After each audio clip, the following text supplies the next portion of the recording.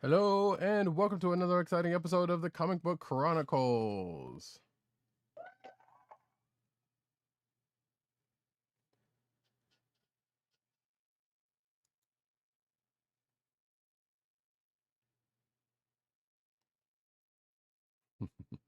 I am your host, Rydercat, and you can find me at Rydercat on Twitter. You can find me at News Nerds Need on Twitter. You can find me at CBCaps on Instagram. Carolina with Columbia down the way.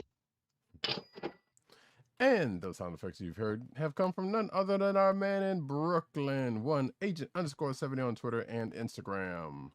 What's up, everybody?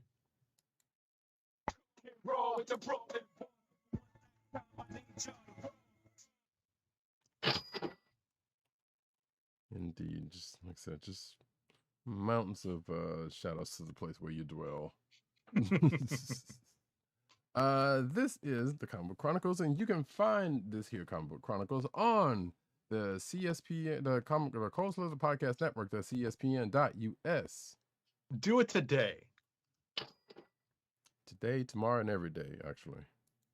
You can also find this podcast on your podcast perusal place of choice, whether it be Google Play, Apple iTunes, aka Apple Podcasts, Spotify, or the Coast Lizard Podcast Network SoundCloud page.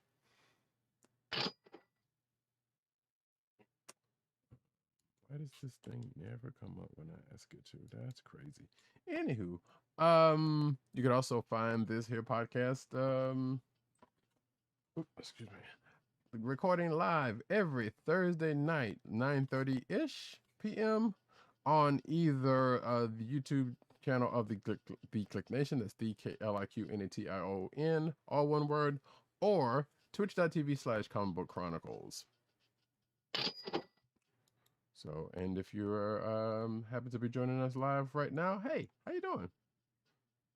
Chat lines are open. You know, got questions? Put them in the chat. We or have answers. We might have answers. Yeah, we might have answers. Exactly. That is the caveat. Exactly. You know, you come here for a good time, not a long time. You hopefully came for a good time, and hopefully we will provide. And given that little ditty, we are going to start off with, so the season one of Invincible had just ended last week. So we're going to do a little, not necessarily a recap of it, but just a little impressions of the season. Right, because there's a lot there, and believe it or not, there probably are still people catching up on it. So just, I'm going to ring the spoiler bell. We're not going to spoil too much, but just in case you have not yet caught up on Invincible, be warned, and you probably need to fast forward maybe like 7 to 8 minutes. Yeah. So in 3, 2, 1.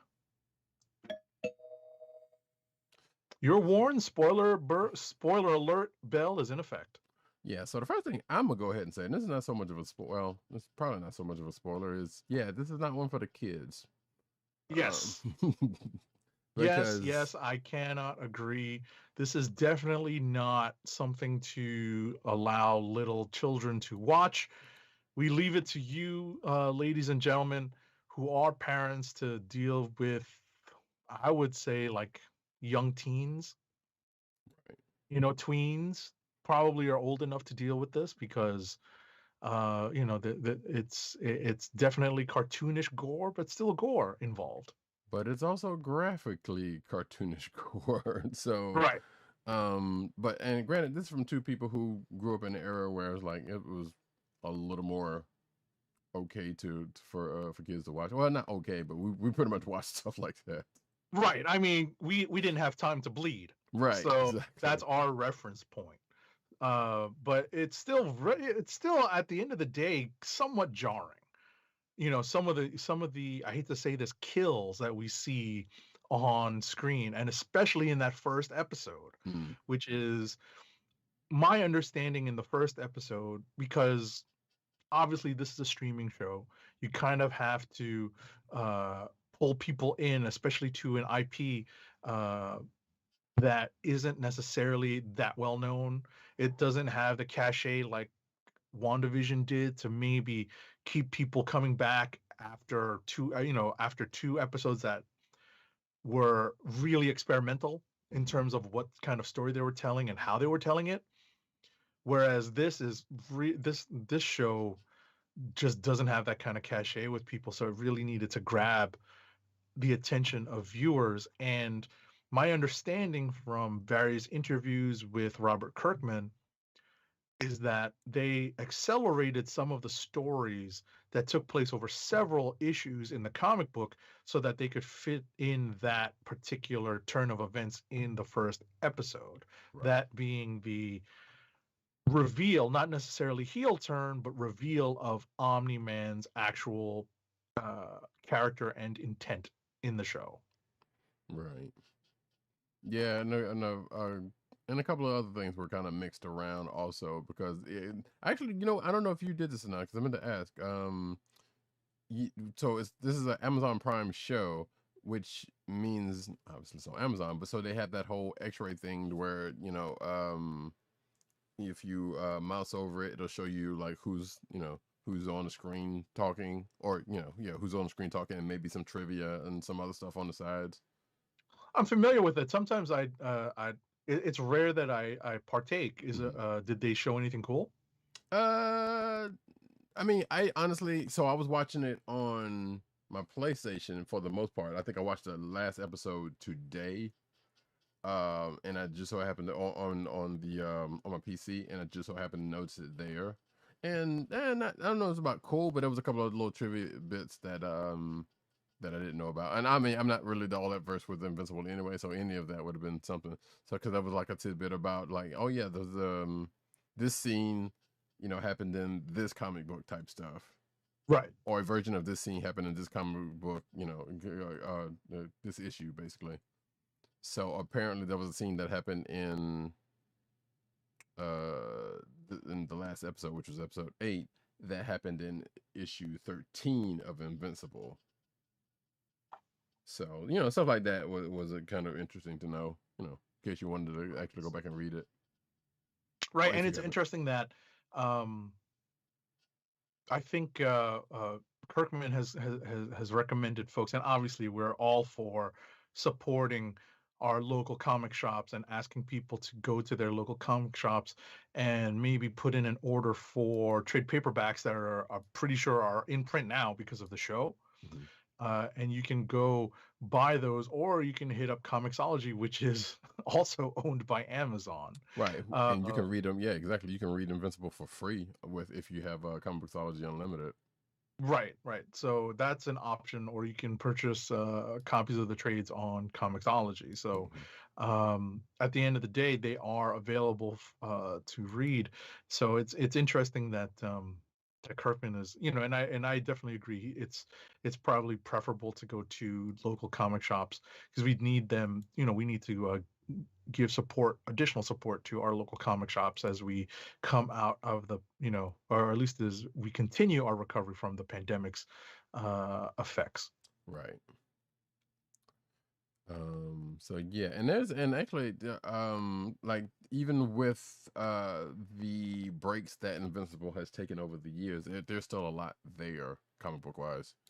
Like I know it kind of spans isn't it like a little over 100 issues at this point, I think it's more. Yeah, I think it's more. It's not 200, but it's definitely more than 100. I hazard a guess and say that it's more than 150. Right, that sounds about right. So that's a decent amount, and obviously they're going to be rewriting stuff and extending story, or adapting storylines. And the simple adaptation of storylines sometimes results in lots more new content that that can make for new shows. So it's not a given that they'll just run through whatever they have in the comics and then run out of stories to tell. That's not the way this works. Right. I would say that one of the things that I've gotten through anecdotal evidence as a result of conversations with folks that have, contacted me about the show is that they're blown away by the voice cast. And this is something that we had talked about in the lead up to the show, and about some of the actors that had been cast in these roles, some of the honest to goodness name actors that have been cast in several of these roles, and I jokingly call it Bezos. It's that Bezos money that that they're using to fund the voice cast in this show, and I can definitely tell you that the lead actors, Stephen Yun, Sandra Oh as Mhm. Debbie Grayson, and especially J.K. Simmons as Omni-Man. Those are essentially the characters that I have heard time and again from friends of mine who've asked me if I've watched this, and I tell them yes. And I hate to disappoint them and tell them, no, I haven't read the comics, so I'm kind of in your shoes. I Right. definitely don't have much to add to the experience other than, other than our experience of covering comic book news and casting news as it comes out for Hmm. these comic book shows. Right, because you got folks like Herschel Ali doing a voice, and yeah, like people that's Sure. kind of I think Seth. Walton Goggins doing Cecil. Right. He has a huge role in this. Mm-hmm. Seth Rogen, who also, I believe, executive produces the show, had a voice in here. Right. And thankfully, Seth Rogen doesn't do too much of the Seth Rogen laugh, or else I probably would have turned the stupid thing off. Or much else of Seth Rogen listeners. Yes. Shots fired. I'm That's just saying. exactly right. Yeah. So, but anyways, yeah, but you shots also fired on have. my behalf. I'm the one taking shots. Oh no, But I'm like, hey, I'm with it. But Clancy Brown, Jillian Jacobs, let's see, Walter Goggins was at Kevin Michael Richardson, Gray Griffin, or AKA Gray DeLeese. yeah, Zazie Beetz that Zazie plays a big Beetz. role as Amber Mm-hmm. Bennett. Mark. Mark Grayson's mostly off again, but on again girlfriend. Yeah, which I know that there was an article about why they made that change from the comics. Right, because the book was written in the early 2000s. This is almost 20 years old now. Right. Mark Hamill came in for a spot. John Hamm, excellent, but you get the point. You get the point. Yeah, There was some exactly. names. We're all listen to all the names that we're rattling off, like Roddy Cat missed Jason Mantzoukas Well, yeah, and but Zachary Quinto and Ross Marquand. mm-hmm. You know, and the list goes on, believe it or not. Mm-hmm. Oh, and by the way, going back to the thing, if you are on Comixology Unlimited, apparently, weirdly enough, it only goes up to 53 issues that you can borrow. Or it goes up to, which is probably around the same amount, 10 volumes of the trade that you can peruse. So if which, like I said, Comixology Unlimited is no sponsor here or anything, but it's a relatively decent deal if you just kind of want a smattering of each company and maybe some more stuff that's independent. But regardless, I was just gonna say, and to no surprise, there are Walking Dead alum who are on this show, as well as there is an appearance. Believe it or not, there is an appearance by Reginald Vell Johnson, who who is shouted out in the comics. So they actually bring him in to voice the principal, Mark's high school principal, which I thought was funny because it took me a while to pick up his voice, and once I picked it up, I was like, oh my goodness! Right, I didn't even pick it up until I saw the credit, so I was like, oh dang. And on that actually, what was I gonna say about that? I can't remember what I was gonna say about that.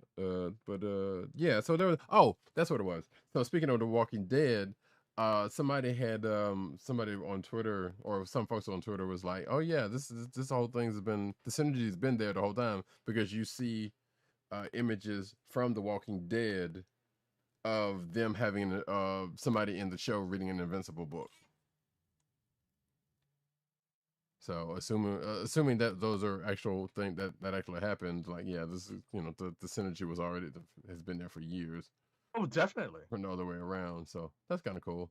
But that was up. No, I was just gonna say that's I mean, I don't remember. It's been a while since I last saw the Walking Dead TV show, but I definitely remember seeing comics. So I don't exactly remember that happening, but I'm pretty sure it did.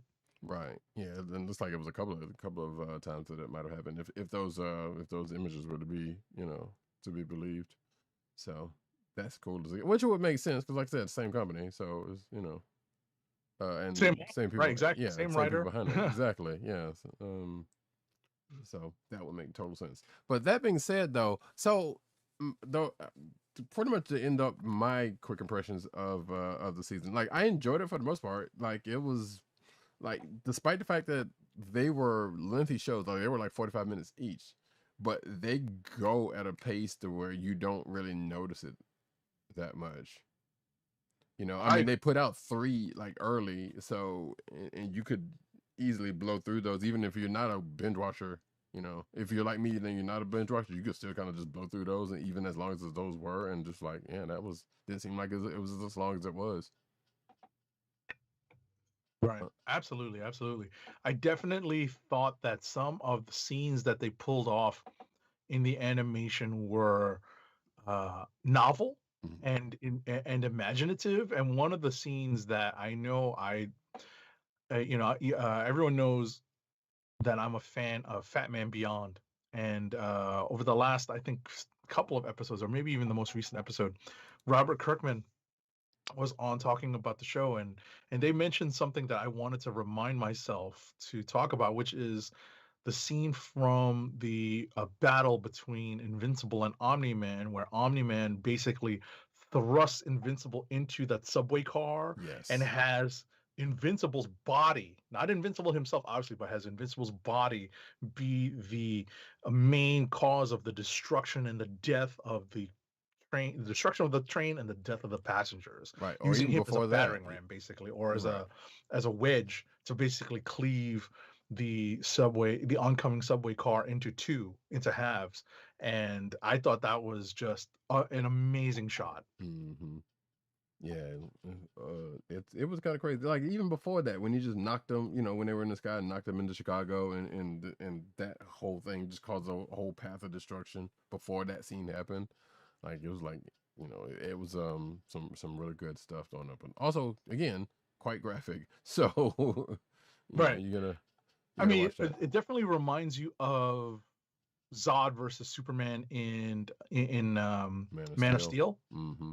That's definitely what it's reminiscent of. But it also reminds you that at certain points in this show, they actually do the heroes make a point of trying to get away from populated areas, which is something we did not see in Man of Steel. And that And brings me we've to jokingly said that in the Marvel movies, they make an explicit point of trying to evacuate people from the scenes of battle. right. But the uh, the the the reveal of Omni-Man's uh,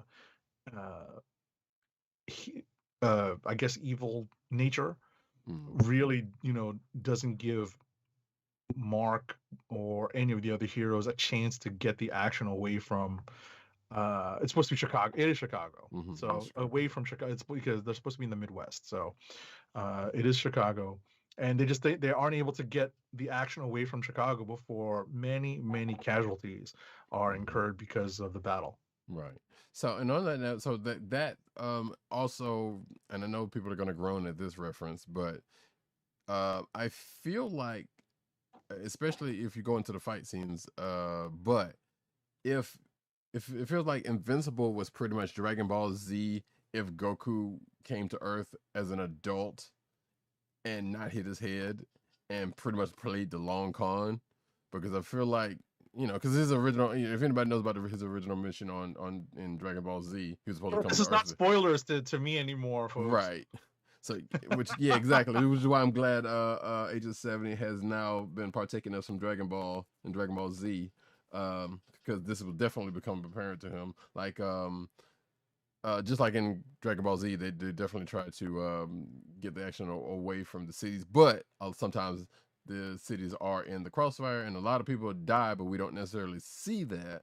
Like we Right. see, well, we see some deaths, but we don't see as many deaths as there were in Invincible. But if Dragon Ball was a little more graphic, and Goku was the actual ended up being the actual bad guy, and he was teaching Gohan, you know, trying to get Gohan in the rings, and they end up having a fight, and that's pretty much how Invincible kind of plays itself out to be.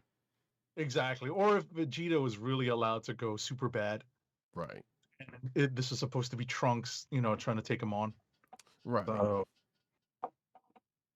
So that's another way of looking at it. But I definitely agree with you, Roddy Cat, that that's something that you can think of in comparison to and to refer to this type of situation in Invincible. So it's funny. I guess in the long run, we've all come to see these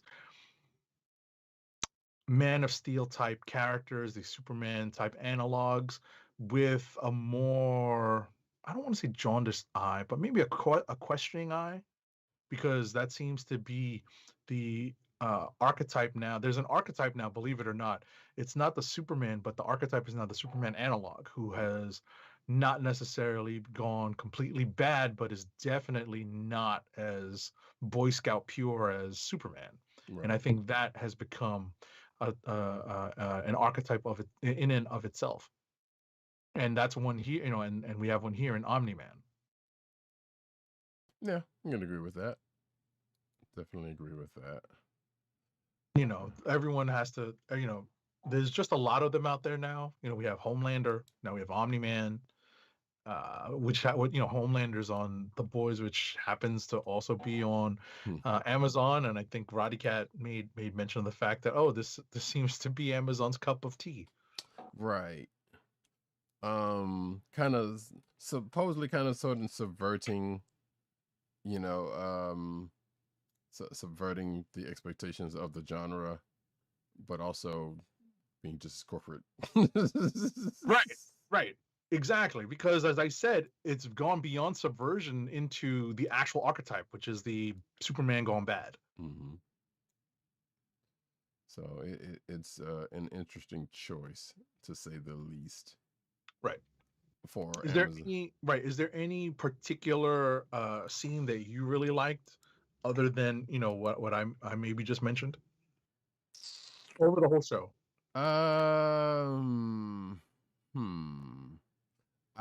There was, I mean, the majority of the fight scenes were great. There's, I guess, or performances. I'll open it to that too. Scenes or performances. Well, I think Sandra Oh's performance probably needs to be good, because I think that can easily be overlooked. But her performance was kind of a standout. J.K. Simmons is definitely, especially getting towards the end. Right. When I agree with you on both counts. Yeah, when stuff starts really coming to happen, like, and then he just kind of like, look, this is what's going on, and now I can just stop talking about this pretense and the whole fight between him and Invincible. So yeah, outside of that, I want to say Mahershala Ali's also performance in that character and what ends up happening in that, but that one kind of feel like that was kind of foretold. Like, that one kind of was like, yeah, you see that one coming. So I was hoping there was going to be something different on that part, and I don't know if that was actually a comic book, a comic book thing that actually happened in a way. But that's all. But yeah, like, there's a few different points you could probably point to in here. It was like, yeah, no, this is some good stuff. Right. It was actually well done. Right. I actually believe it or not, I like the part with the robot, where he was, I thought that entire little arc for the new Guardians of the Globe and Robot, I thought was pretty well done, because it's obviously the B storyline, but I thought they really did a good job of taking care of that story, the B storyline. Right. Well, see, and that's actually, speaking of storylines, so I think there was like a B, C, D, or at least there's stuff that they were like constantly setting up, because like the Clone Brothers, and that ended up coming back into a thing. But like, yeah, the Guardians of the Globe, that whole thing on Mars, that's probably going to come back. And even like at the end of the near the end of episode 8, when it was like, hey, all of this stuff that they kind of flashed to, that's still kind of in play. Right. You All the know. dangling plot threads that Mhm. now that they've been approved for seasons 2 and 3, Mhm. we're going to probably see very soon. Right, and apparently, according to another article that we have in the news, Kirkman's written up to at the very least what he said 5 seasons or something like, or probably five or 10 seasons, Wow. something like that, or worth of material. I mean, obviously he's been writing. The book's been around for a minute, so yeah, he's already got stuff to. Yeah, To fill out those seasons, yeah. right. So let's see. Yeah, Invincible Creator has a rough story plan for 5 to 7 seasons. So, you know, that's not bad. But like I said, we get to that. We can probably get to that. Actually, you know what? No. Let's go ahead and get to that. Unless we got something else you want to say about.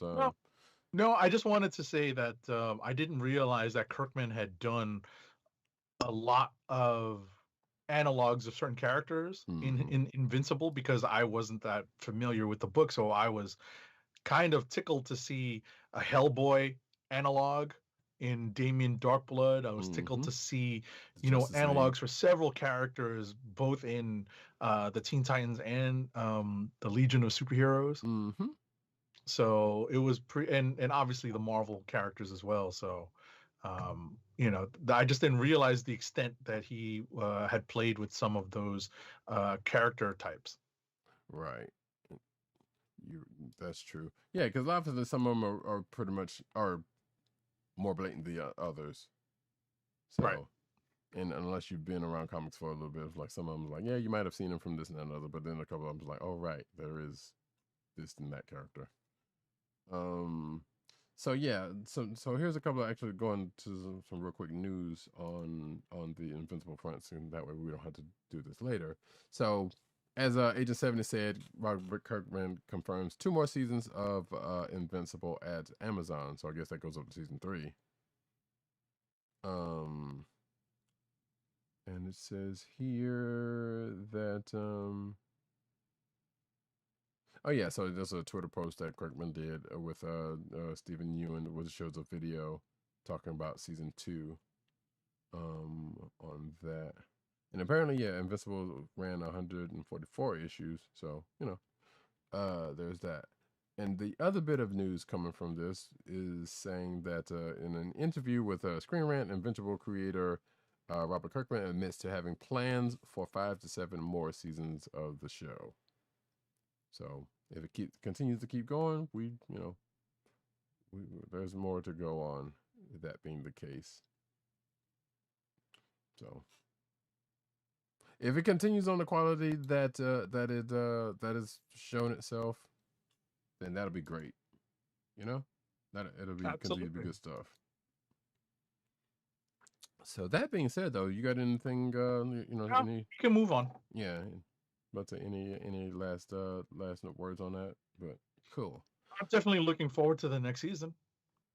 Yeah, like I am curious as to like how close they're gonna. Obviously, not knowing where the comic book how parts of it, because like I said, I've read a couple of issues of the comic book, but I haven't read a whole arcs or whatever. Like just 1-2 issues out of curiosity here and there.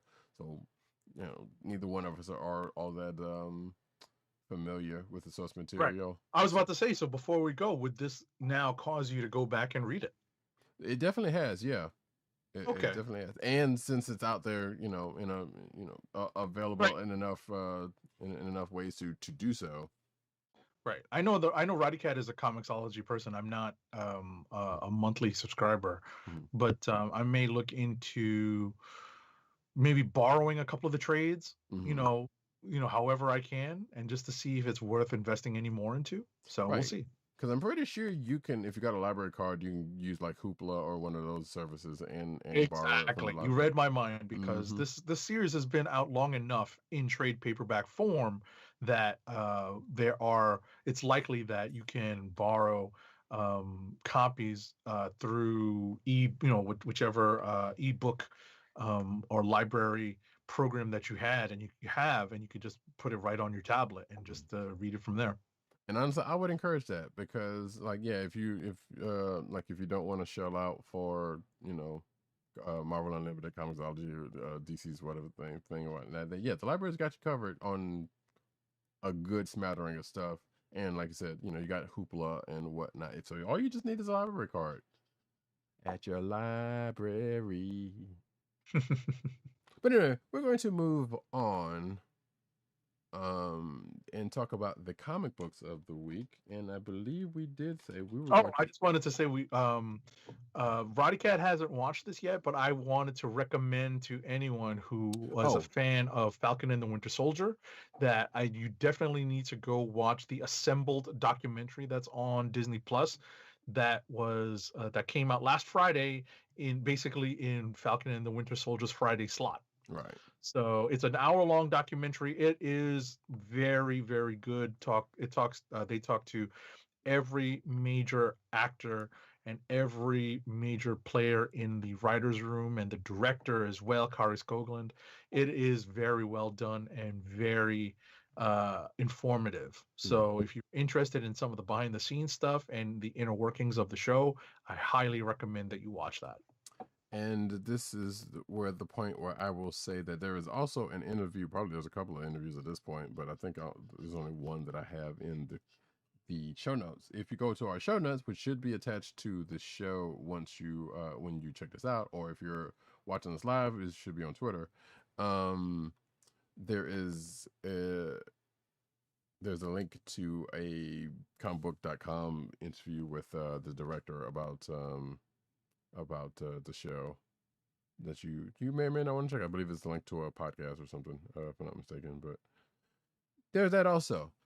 Also, and there is some news about this real quick, but we'll probably talk about it in a second, but we don't necessarily have to get into it. Bad Batch also happened this past week, and it was awesome. I didn't get to watch I didn't watch the whole thing. I just watched like a few minutes of it, but it definitely starts. If you're a fan of Clone Wars, it definitely starts off in a similar manner. Right. And spoiler alert, it ties into more of the animated shows. I won't say what, but it does. Which makes sense, I guess, given the supposed time frame of it. So, but yeah, just definitely that seems like it's worth checking out. I am still doing my rewatch, and I think I'm still somewhere in season 6. I don't know. Like I said, I was doing other things. But and and by the way, happy belated Star Wars Day, because that's when it came out. Exactly. I like poking fun at Roddy Cat for not hurrying up and getting caught up on Clone Wars, because he's doing a rewatch so that he can watch season 8, the most recently released season. I believe it's 7. 8, right? Or is it 9? 7. Oh, is it 7? Yeah. Wasn't the new one 8? New one was 7. 7? Okay. Well, so the point is the newest one. Yeah. And I love poking fun at the fact that he's taking his sweet time, but it's definitely worth it, folks. It's worth it to watch the shows.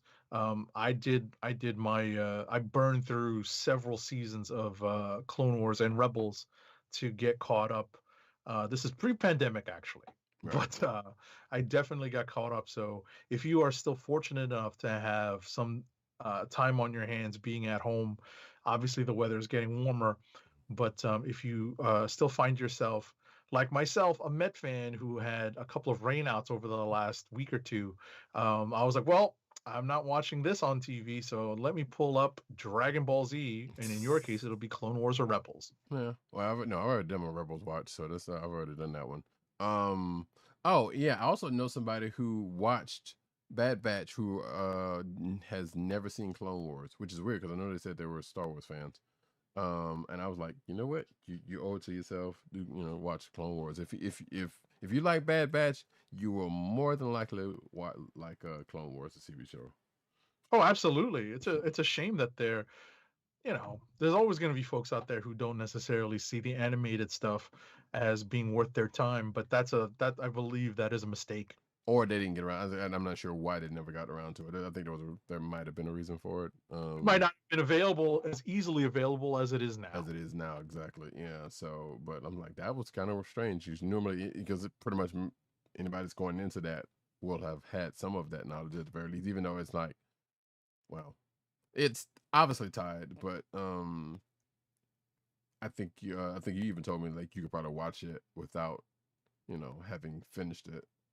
Absolutely, you could definitely watch Bad Batch without too much other knowledge, but it helps. Yeah. It obviously helps to have watched the other stuff. Which I will still maintain. We already had a Bad Batch, and that was like the original group of clones that are mostly no longer around. Which I think, with the exception of one of them that's in the Bad Batch, I think. Right. Yeah. Well, I think they just needed to not call it Clone Force 99. But so that's so that was kind of sucky because I was like, wait, we already had a Bad Batch and they were great already, So but now we got these other screw ups. Yeah, they just didn't want to call them Clone Force 99 because that sounds a little too aggressive. Maybe. Sure, I guess. I don't know. But regardless, I mean, it's cool. I honestly think it's cool. It's like, oh, that's Clone Force 99. All right, cool. Right. So yeah. But yeah. But then again, I come from the generation of ain't got time to bleed. So this is true. Maybe they were looking for something a little less aggressive sounding. Yeah. But that being said, that's out there. So yeah, now we're going to go into the comic books of the week, starting off with Heroes Reborn #1. All righty, Heroes Reborn #1. As I scroll back up to the credits, it's written by Jason Aaron with art by Ed McGuinness, inks by Mark Morales, colors by Matthew Wilson, and letters by VC's Corey Pettit. So, to answer both PCN_Dirt's question and probably a question that is sitting on the tips of the listeners' and viewers' tongues, there has been no setup, virtually no setup. Let me say virtually no setup to this Heroes Reborn event and this miniseries in the Marvel publishing universe proper. Because up until now, there has been setup of some form of storyline involving, and this is a minor spoiler alert for anyone who's not familiar with where this Heroes Reborn is going. I guess I'll ring the bell just to help you out, but at the end of the day, it's it's kind of part of the premise. So there has been some setup in the sense that the Avengers book written by Jason Aaron has been establishing that a storyline involving the Squadron Supreme of America now was going to come about at some point. They had been established in the book, and at some point they were going to come to the forefront. It just wasn't clear how. And now we have them here in this mini event, limited series. There's a couple of ways. It's not a line-wide event. That's really what we can say. We're not sure what it is, but it's definitely not a line-wide event. Right. So the premise of the story, and it's very clear, is that there are no Avengers. We don't know why, and that's part of the mystery of the story. And in the Avengers' place is essentially a structure that is somewhat similar to a DC Comics type of structure where the Justice League of America is in place, but a certain iteration of the Justice League that probably has more connection to the United States government as opposed to being either standalone or maybe connected to the United Nations or something of the sort. Mm-hmm. So I will go back and say that we kind of do know, but I know what you're saying about that. We kind of do know within the frame of the history of it. We don't know the catalyst of how we get from 616 to this, right? In that respect, but in relation to what the story is setting up, or what this story is already into, basically. Like, yeah, so this is a world without the Avengers. None of the Avengers pretty much went down the path that led them to being superheroes. Specifically the current team. So like Captain America still wasn't unfrozen. Tony Stark didn't get shrapneled. I guess Carol didn't meet Marvel. I think it was XYZ, et cetera, et cetera, et cetera. So, go down the line. Right. Whatever the impetus or the causation of a particular hero becoming the hero that they are doesn't happen. Mm-hmm. So what we don't get is, what caused this The version of the difference. world. Yeah, what caused this version of the world to get to that point, or to go down that road. Exactly. So And yeah, I honestly don't think we have a clue from the previous books, although they'll probably incorporate something that we both suspect, but we're not sure yet. right. So I think we have. I'll just go ahead and say it right now. So we had, and we've probably said it in the show before. It's like we have expected, because of the recently finished Phoenix storyline and what's going on in Avengers, there's probably going to be a Dark Phoenix type situation, and then there's going to be in a House of M's type fashion, a No More Avengers type snapping, which is going to lead up to this. Right. That's at least one theory. Right. So we don't know if that's going to hold through or not, because weirdly enough, you would think the events of Avengers would have caught up to that point or they would have held this off to kind of line that up, if that was going to be the case. Right. And we also don't necessarily see the Phoenix forces being reality changing, but that may not be how they play out this particular tie-in with the Phoenix. So we'll have to wait and see. Right. It could be all a dream. They used to read Right. World Up It magazine. could be a time. Right. Exactly. It could be a time travel thing. Yeah. Where someone finally did what Rhodey wanted to do about baby Hitler and go. So you never know. We'll see. It could be a Kang story, for all we know.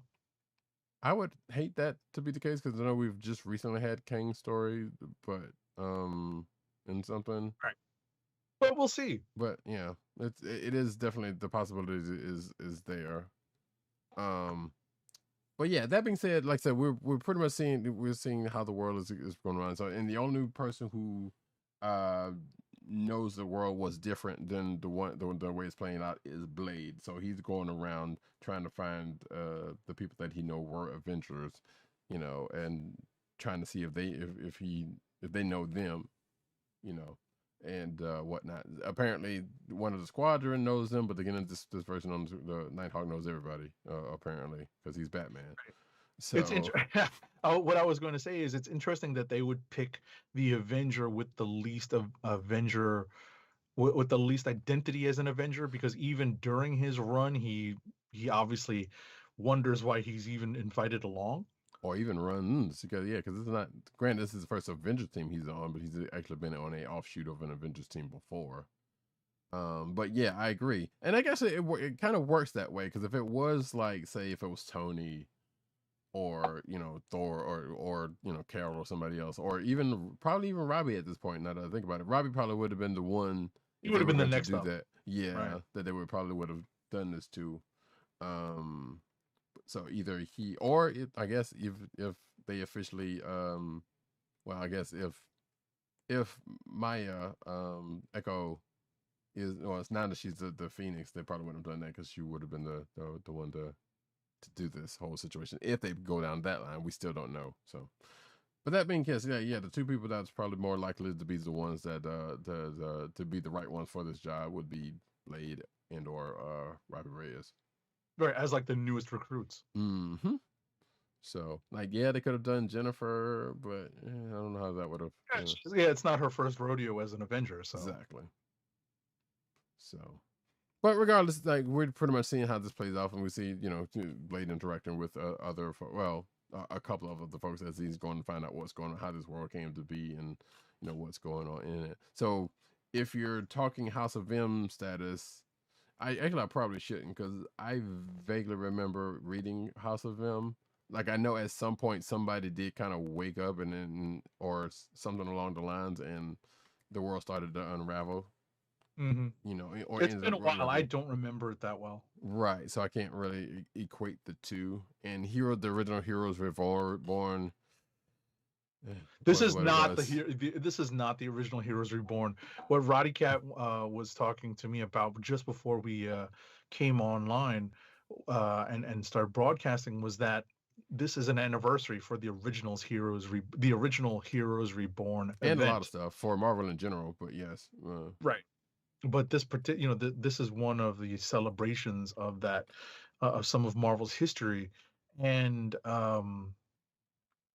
that's definitely part of why this title, this this name of an event was reused. Hmm. And that's that probably caused some trepidation in some readership, myself included, Me as to too. what this right as to what the content of the story would be. But thankfully it's not what it was back then, That we and it's know of just so far. right, knock on wood, knock on wood. Because the original Heroes Vote was a line wide joint, and all of the teams, all of the teams that you knew and loved, and everything got rebooted. Everything except the X-Men, right? We All have the Avengers, yeah, exactly. Only X-Men and Spidey stayed home. So right. Yeah, because um it was like but Avengers, Fantastic Four, pretty much everybody else, with the exception of those groups, and because they had House of M at some point by themselves, or was it before that or after that? No, no, because after well after that, well yeah, after that. because Well, Disassembled happened, and then right, House of M happened because after. because Spidey was still going through the Clone Saga, and X-Men was X-Men. And So that's back. Guess what? The Clone Saga is back in Mouse's book. So oh again, yeah, exactly. I just wanted to note before we wrap the conversation on Heroes Reborn that the book includes a checklist, and it notes that this event will be going on essentially weekly mm-hmm. Not through surprised. Heroes Reborn number 7, which is scheduled to be published June 16th. And June 23rd, we'll have a Heroes Return number 1.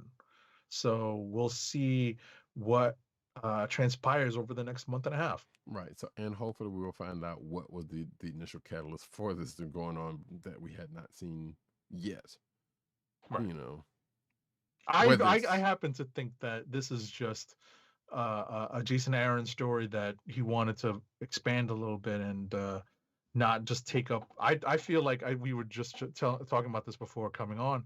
This could have been like a 10 or 12 issue Avenger story, but they just decided to do a mini series so that they could let some other people play in the sandbox with these one shots. right. But also, we saw it was coming because this is one of the many things that has been teased in Adventures of happening since Aaron started this started his run on, or I guess restarted his run on the Avengers this time, because they, like I said, we kind of saw a lot of this being teased out, but now we're starting to see the fruits of at least this part. So he's pretty much slowly and surely chopping through all the stuff that he's teased early on. So yeah, we'll definitely see how that's going to play out. That being said, I think we've run that one dry. We can go to the next book. Do you have one pressing, or do we want to go to the wheel? Oh, Wheel of Comic Reviews. Turn. Tell us the book that we should review. All right. Oh, oops. Do this and do that. All right, folks. It's the Wheel of Comic Books. I don't have a pithy name over it. So here we go. We're spinning. Actually, wait. I need to take Heroes Born off of there. And spin.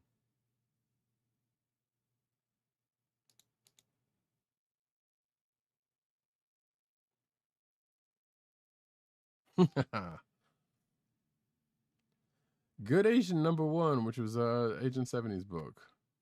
Sure, I will talk about that now as I send out a tweet with a link to our YouTube live stream. Alrighty, so the Good Asian is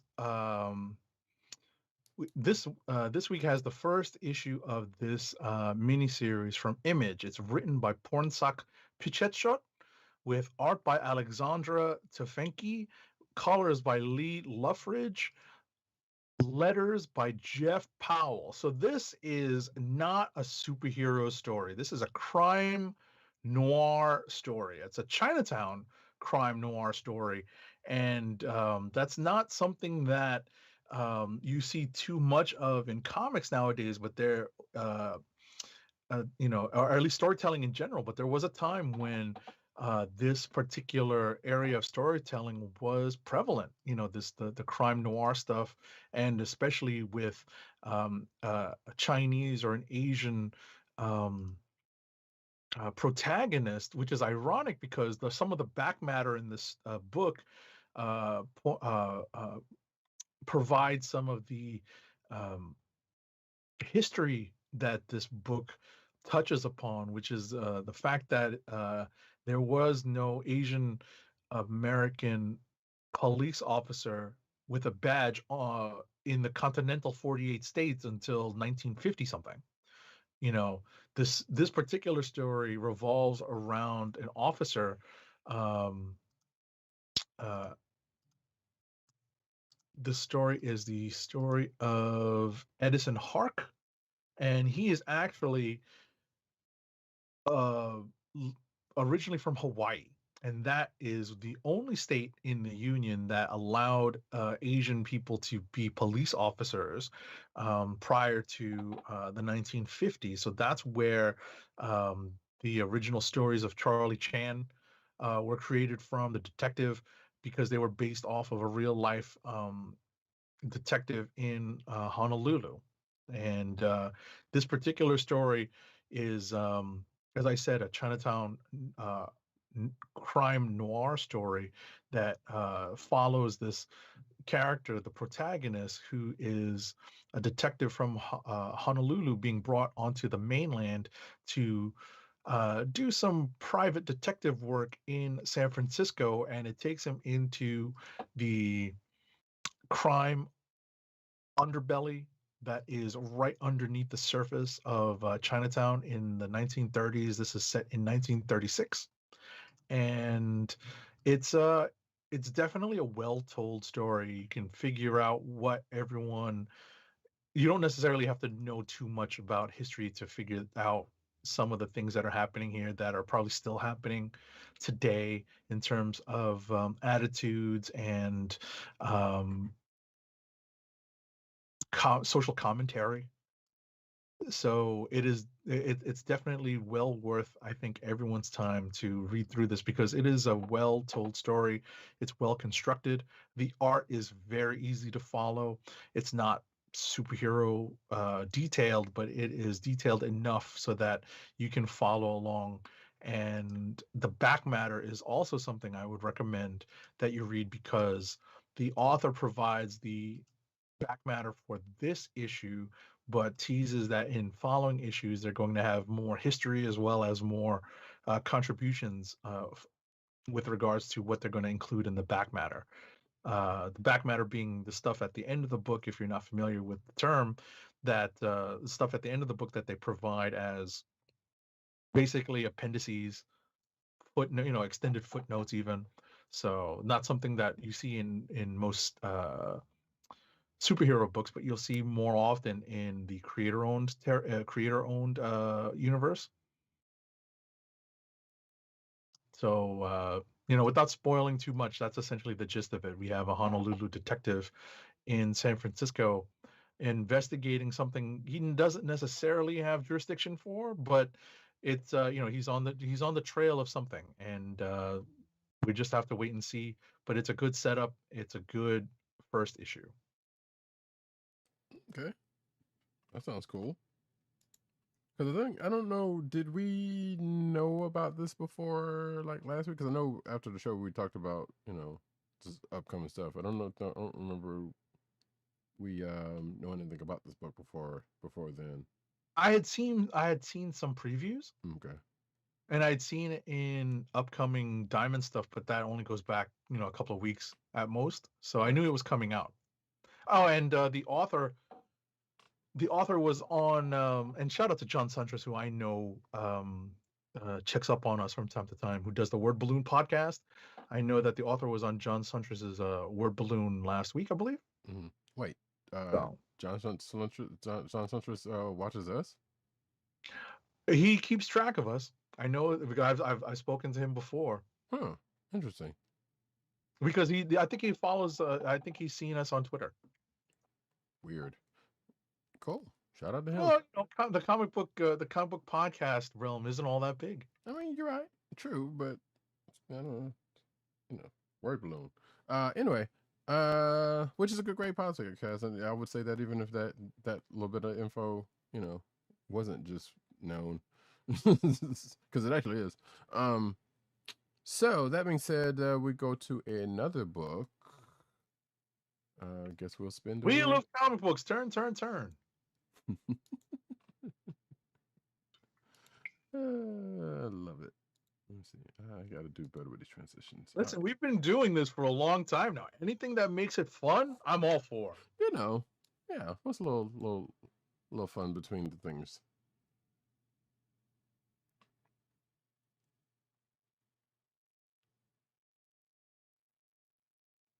X-Men: Curse of the Man Thing, #1, and so this is my book. Yep. All right, what is going on here?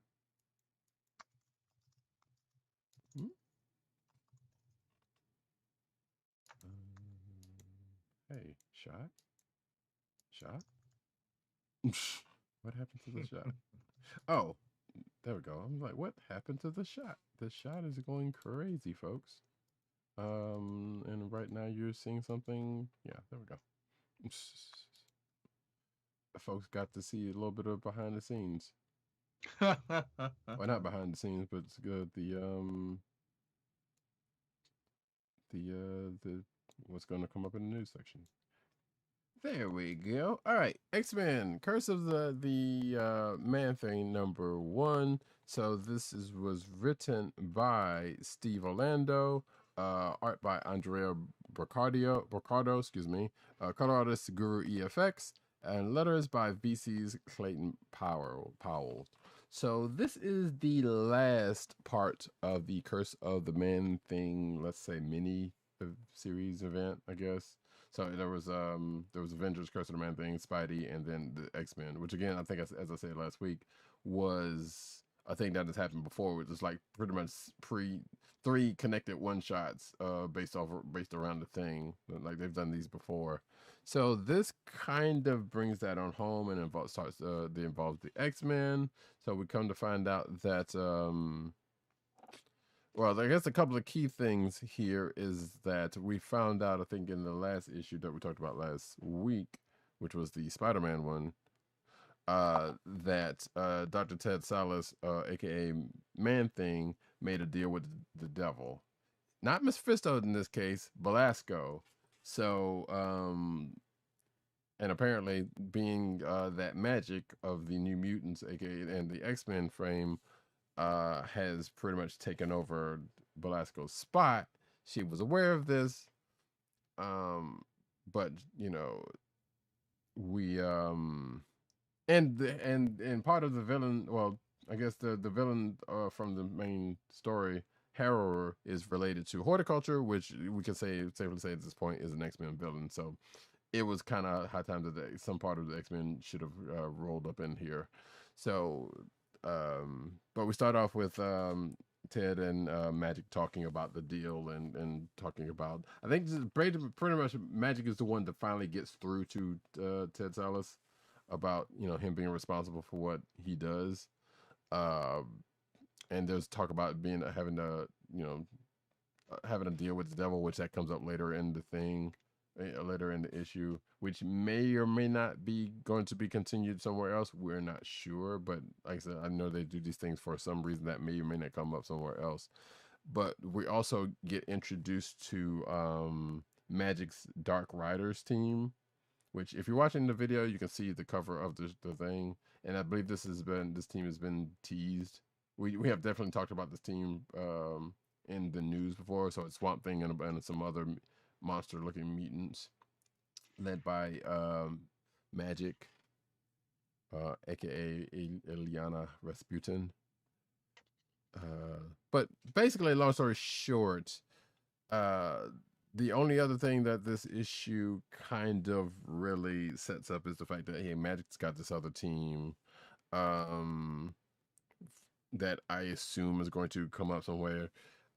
Storm comes into play because the whole world got infected by Man Thing's fear spores or whatever the case may be, and Storm kind of comes in and helps pretty much clean up. Even though they have a Thunder God on the Avengers team that could have probably done the same thing, but they pretty much say it's like, nope, I can't really do the whole spectrum of this by myself. So I think it's Storm kind of comes in, brings everybody together, and they get rid of they get rid of that part. While Harrower, which is the main villain of this, uh, goes into a confrontation with Magic's team and Man Thing, and she gets dealt with before right before Ted Salas and Belasco have a little chat. So basically, you could say Ted Salas has come to bargain with Belasco at the end of this, and it does a to be continued question mark, which kind of denotes that this is going to come up somewhere else. Was this a good read? Also, Jennifer Hale shows up, not the voice actress, but the I guess she's a mutant. I'm not sure. I've heard that name, but I don't know. I don't know too much about her. We also, oh yeah, I guess we also find out that apparently when Ted Salas became Man Thing, he also created the Nexus of all realities, which Man Thing is is the guardian of. I don't know if that's a retcon or if that's something that was already in the canon that we should already known. It's just they just pretty much spoke about it here. But yeah, it's whether you have to pick this up. You don't necessarily have to. If you like Man Thing, if you want a Man Thing story that kind of crosses over into the quote unquote the main, crosses over with some main groups, a couple of main groups of the 616 and Spider-Man, then yeah, it's a little bit of a thing. He makes your heart sing. Indeed. But yeah, I mean, I haven't read this. I read a few issues of this, but I guess it's supposed to start Man Thing on a road to like having like a decent foothold in the Marvel universe, right? And it's supposed to follow up in Curse of the Man Thing on sale in July, end of July. I thought that was the I thought that was. Is that the new series? No, I thought that was like a put all three of these together, like it was a trade of all three. But I don't know. I did see that though. Oh no, you're right. It says it collects all three of the Steve Orlando Swamp God stories. Okay, my apologies. I thought it was like the next step. Right, I was thinking that too, and then I read it. I was like, I kind of read into it. I was like, oh wait, no, that was it was what it was. So, but they say at some point maybe they're gonna bring maybe they are setting up Man Thing. We don't know of any like MCU shows showing or anything of the like, so we can't say we can attach it to that at this point. So, but maybe they are setting Man Thing up for something else. Like there's been a couple of things that's come up in the last year or so that doesn't seem to have come back up. Like again, like I said, we constantly talk about Mephisto being kind of out there doing things. We know that's probably going to come up in the summer at some point. It has to. Otherwise, that'll be very disappointing. Just to kind of just have him out there for some odd reason, for no for no real payoff, or starting off as in the events or anything of the like. But this has just kind of been some things they've been doing in the last couple of years. So we'll see if anything comes up on it at some point. That being the case, we can move on to Wheel of Comic Books. Turn. Tell us the comic book that we should review. He's having too much fun with this. Of course. And I'm glad that it comes with a sound effect too. It definitely does, yeah. I'm actually enjoying that sound effect.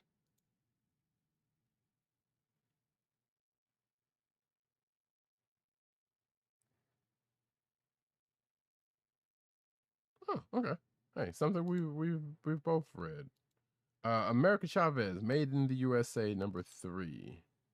All right. America Chavez, Made in the USA, #3 is written by Kalinda Vasquez with art by Carlos Gomez, colors by Jesus Abertov, and letters by VC's Travis Lanham. So, if you are not familiar with what has been happening in this miniseries, let me make this abundantly clear. They are retconning, or at least looking to retcon, America Chavez's origin, in my opinion, ahead of her appearance in Doctor Strange and the Multiverse of Madness. Agreed. I think the same thing. Yeah, especially I'm not sure how I like this retcon. I'm still on the Well, shelf about that, but that go definitely ahead. seems like what you're saying seems to be the truth. They're definitely quote unquote grounding it ahead of her coming into the MCU. Right. And I think what they're doing is they're grounding it, but at the same time, not necessarily throwing out anything that happened before Huh. because of what we find out in this issue and Right. because of what we see developing in this issue. I'm not sure if I agree with that part because it feels like they kind of are. It's like, well, they're maybe they're not throwing it out. They're basically calling it. It's not directly called as to what it was. I guess Well, not what I was going to say is not everything, it's one of those, not everything is as it seemed. right, You but know, that's really what it is, more so than changing too much, because we still have someone who has dimension hopping powers. right. So it's at the end of the day, that dimension that she claimed that she's always thought that she was from maybe isn't exactly what she thought it was, but she still has dimension hopping powers. So But therein lies the problem for me because I'm sort of like they didn't necessarily have to do this, like to couch it in this way, to to to kind of keep that being the thing, you know? Like, okay, so we in this issue basically we find out that not only has America's origin slightly shifted, let's just say for the sake of argument for the time being, that she now has a sister, which we also called coming out of last issue because like yeah, that was kind of, I felt like that one kind of was telegraphed. Um, but I don't know. I've always kind of been with America. Was like, no, she's just from this other dimension that that's just kind of off on its own and come into this one, and there you go. She's got her dimension hopping powers. In this case, um, and she still has the two moms, so that's a good thing. But right. It's but really more what I was going to say. That's really that's really where I think they're doing the most service to the character. This is my opinion, because I always disconnected with the character when it came to the whole other dimension origin. mm, Right? I didn't care about the two moms. I didn't care about any of that stuff. I definitely understood that putting her origin in another dimension makes her dimension hopping powers make some more sense. right. I definitely get that. But having her origin be a little bit more grounded makes, helps make the character helps the character make more sense to me. But that's just my opinion. Mm. I'm wondering if that's what the majority of the readers who read this are going to take away from it. Well, I guess, and other part of that, though, the majority of the readers may be, let's say, newer fans of America. Like, and that's not because America's not she's not an She's not a new old character by character, any means, not right? anymore. Right. Like she's been around since what like the 2000s, I think. No, probably like the early 2010s. Hmm. Earlier than that. When was that whatever that brigade story was, or was it because she showed No, up in, first appearance was like in Vengeance or something like right, that. right, like, Yeah, first appearance Vengeance. yeah, I was pretty close. no, yeah, Without going over. The Price is Right rules. Um, America Chavez, first appearance Vengeance #1, July 2011. oh, okay. For some strange reason I thought it was earlier than that. So and then that being the case, going into the Young Avengers, shortly thereafter. So yeah, so basically, it still plays out that she's not an older character. She's been around for at this point a good decade or so. Um, So I don't see how or why they had to do this still. That I guess that is partially my point. Mhm. And the other plus side of that point is that there are probably even newer readers in the past, say 5 or 6 years than at large. I don't know that for certain, and there's definitely going to be probably some newer folks who are just going to be finding out about her in the MCU, her upcoming MCU. Right, now that she's been Appearance. cast, now Right, that the character's name is out there. right. So once the hype for Doctor Strange starts to build more and more, because we've already started to see a little bit with WandaVision, Mhm. with everyone knowing, excuse me, that Wanda's next appearance is going to be in that Doctor Strange movie. Mm-hmm. Which we have a little bit of news on, partially on that in the news section, but we'll tuck that away for then.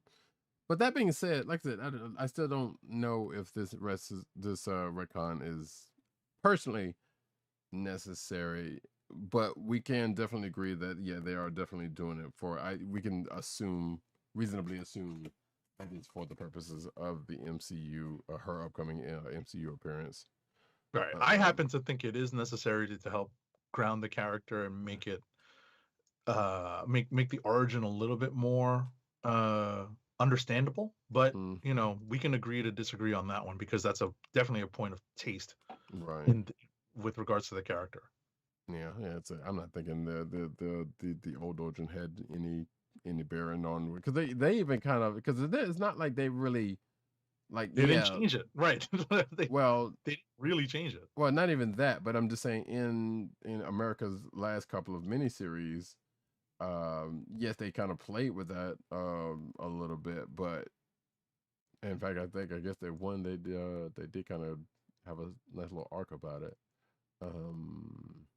But it never had it really played up into anything in her, in her Young Avengers appearances or Ultimates or any place else. Like, you hear her talk about, hey, this is where I come from, this and that. But outside of that, there's nothing that pretty much made it stand out much to where they didn't kind of gloss over it, in passing, just to kind of let you know, hey, this is where she's from. Outside of that, they had no bearing on any stories that she had been in outside of, like I said, one of the last couple of miniseries that has happened in the last couple of years.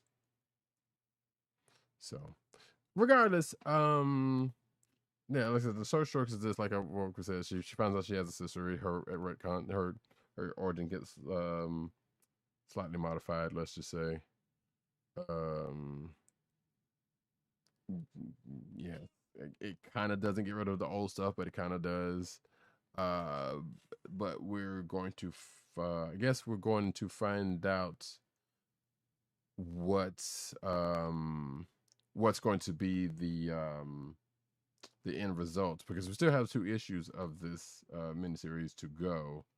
Right. So there is still a chance for something else to come out about it, like outside of her finding out that she has a sister, and what she knew wasn't necessarily what it was. And the resolution of this, the whole subplot about her powers kind of acting up at this point. Like, maybe we'll see her new, because she was already pretty powerful when she came out. Like, I don't know if they're doing this to kind of nerf her a little bit. I mean, the most times people even write her, they pretty much write her like, she's super strong, she can fly, she can stomp out dimension portals, um, which is, like I said, her core power set. Whether they're going to change that at the end of this, to ground it a little bit more, I guess we'll see. Because that kind of feels like another thing that's actually what they're doing with this, and I'm not sure how I feel about that.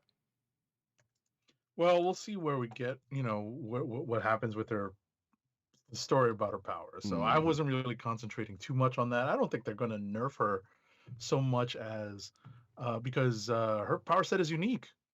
Yeah, but I mean, depending on who's writing her, they pretty much relegated her to, like, you're just teleporter, boop, and then sometimes you come things and punch in. Because when she started, she was like super strong, punch things, and the teleporter was about the thing, was a thing. So, I was about to say Roddy Cat is salty about how they have treated her powers. Apparently, I didn't know. Kinda, yeah, a little bit. Because, like I said, it depends on who's writing her. It was like, well, okay, she's either this powerful or they just kind of relegated her to one thing.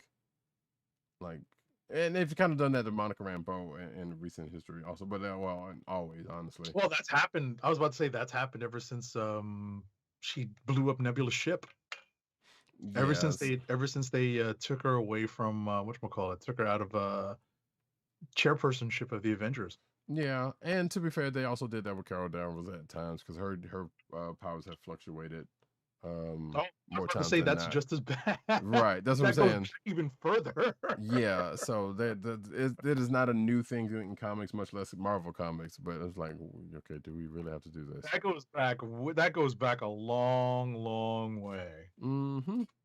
So, but there's also a tie in all of those characters in with well, a kind of America side, but you know, but there's kind of a tie there. I guess you could say one could probably make one.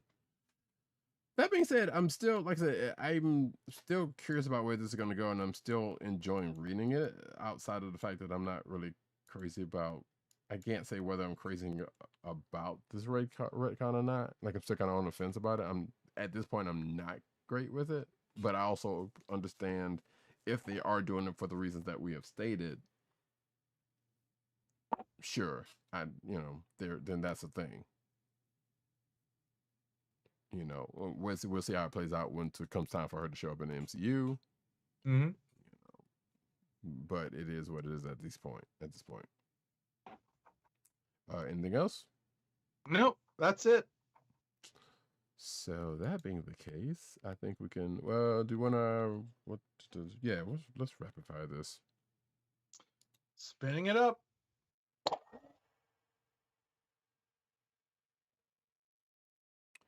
Rapid fire, cuz just out of curiosity, though, I'm gonna spin the wheel one more time just to see where it lands. I gotta do. I really need to change that.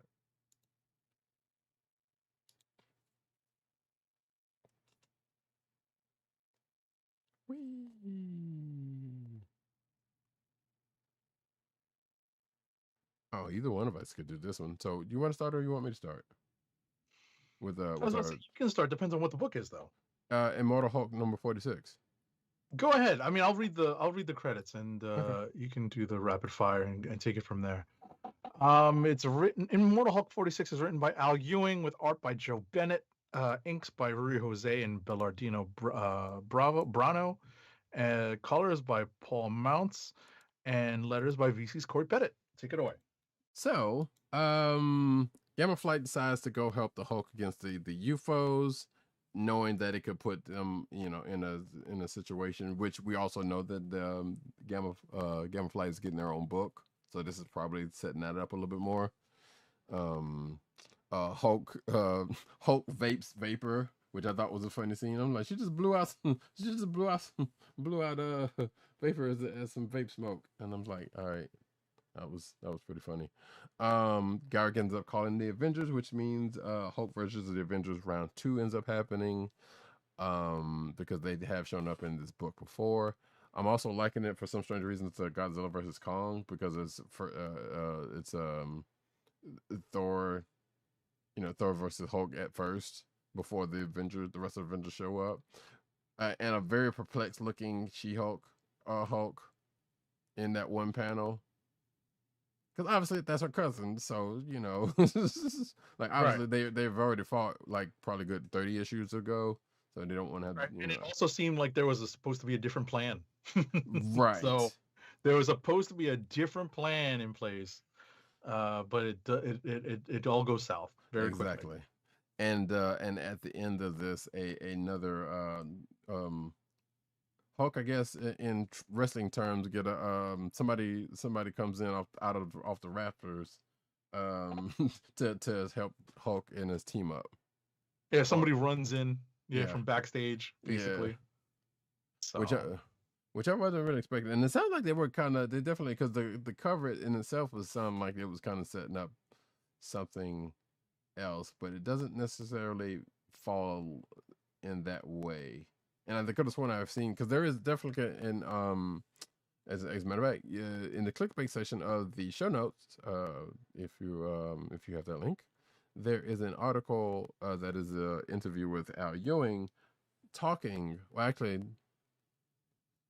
he's talking about more about like the what's going on in Guardians of the Galaxy and Sword and whatnot, but definitely does touch on what's going on in Immortal Hulk and part of that.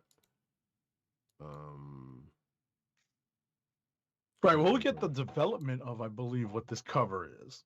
Right. I think we get, we do get to see. I think we do. I'm not 100% sure who that is on the right. I think that's supposed to be Walter Langowski in Leonard Samson's body. Probably. But I think at the end of the day, what we have with this cover is a tease of probably where this book is headed. Right. We definitely do see every character in this book. Not necessarily. All of the Gamma we folks. see every character on this cover, not necessarily in this book. We don't necessarily see the Samson occupied by Walter Langowski character, but we definitely have developments regarding that character in the book. So that, I think, is where this, this is probably like a note from Al Ewing, like, hey, Alex Ross, this is where we're going. I guess so. That's where this cover is what is inspiring this cover. But also because of the fact that we know that Immortal Hulk is ending at 50, doesn't necessarily, this book doesn't have that much longer. And we do know, like I said, Gamma Flight's getting their own book at some point. Right. Soon. And ultimately what I think we're headed for is some sort of resolution with the leader. So I have a feeling that unless they do like a really mega-sized 50th issue, they're probably going to start developing that in the next issue, because that will only leave 4 issues remaining, basically. Mm-hmm. 47, 48, 49 being essentially the lead up to the finale in 50. Mm-hmm. Indeed. And you gave me just enough time to start doing some headway on my stuff, not my clicks. But so yeah, we're gonna move on to my next book, which is The Next Batman, Second Son, number 10. Written by, doing a couple things at once. Sorry, folks.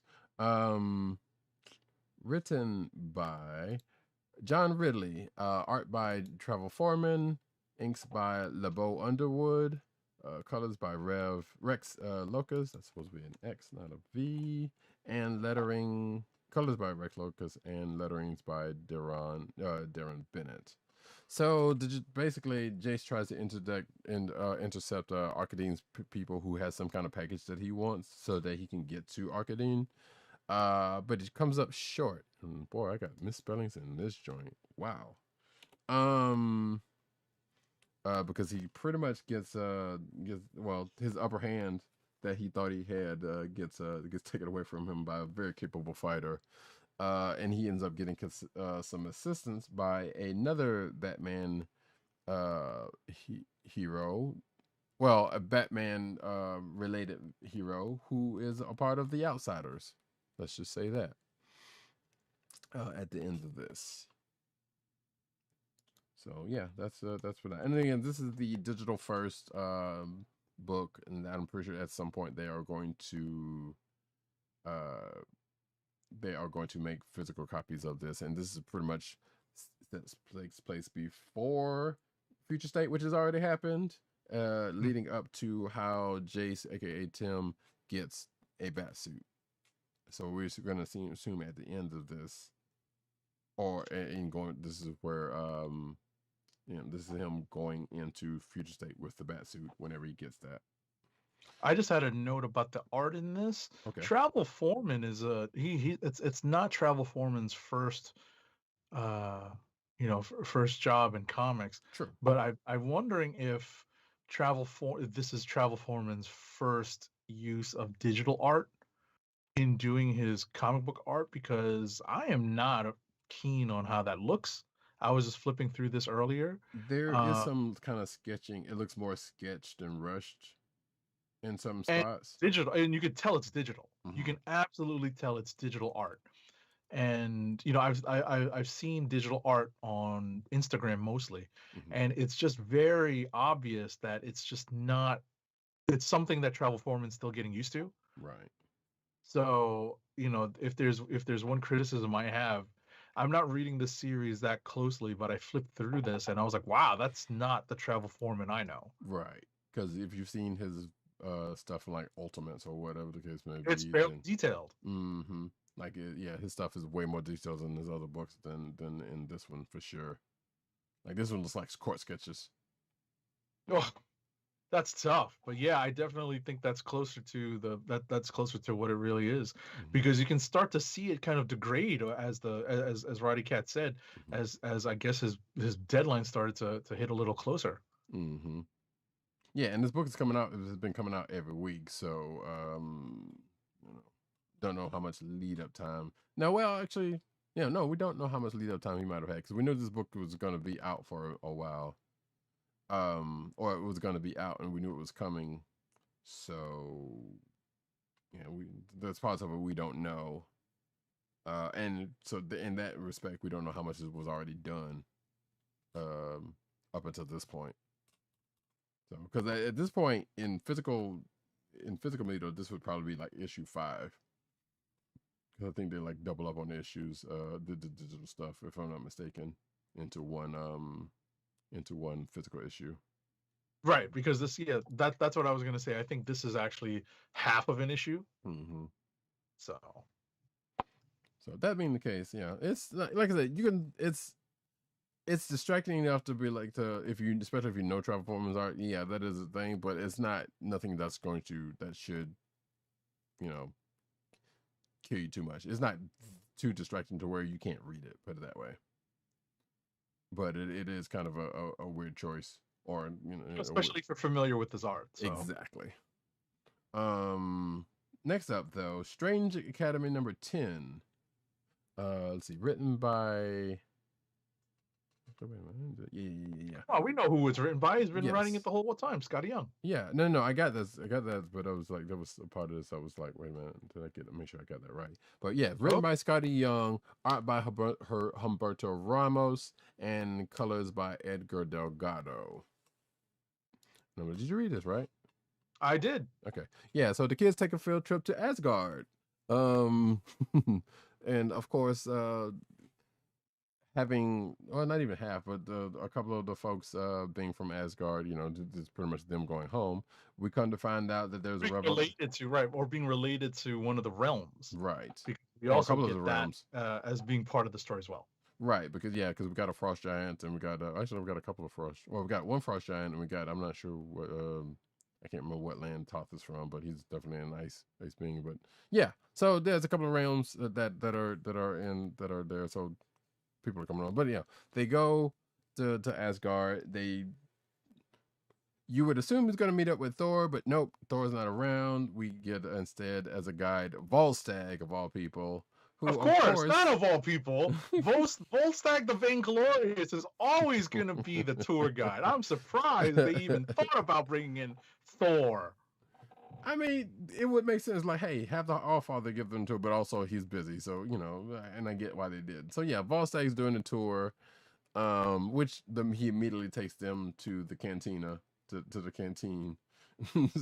Excuse me, the Great Hall or whatever the case may be. I was about to say Toth is actually from Weird World.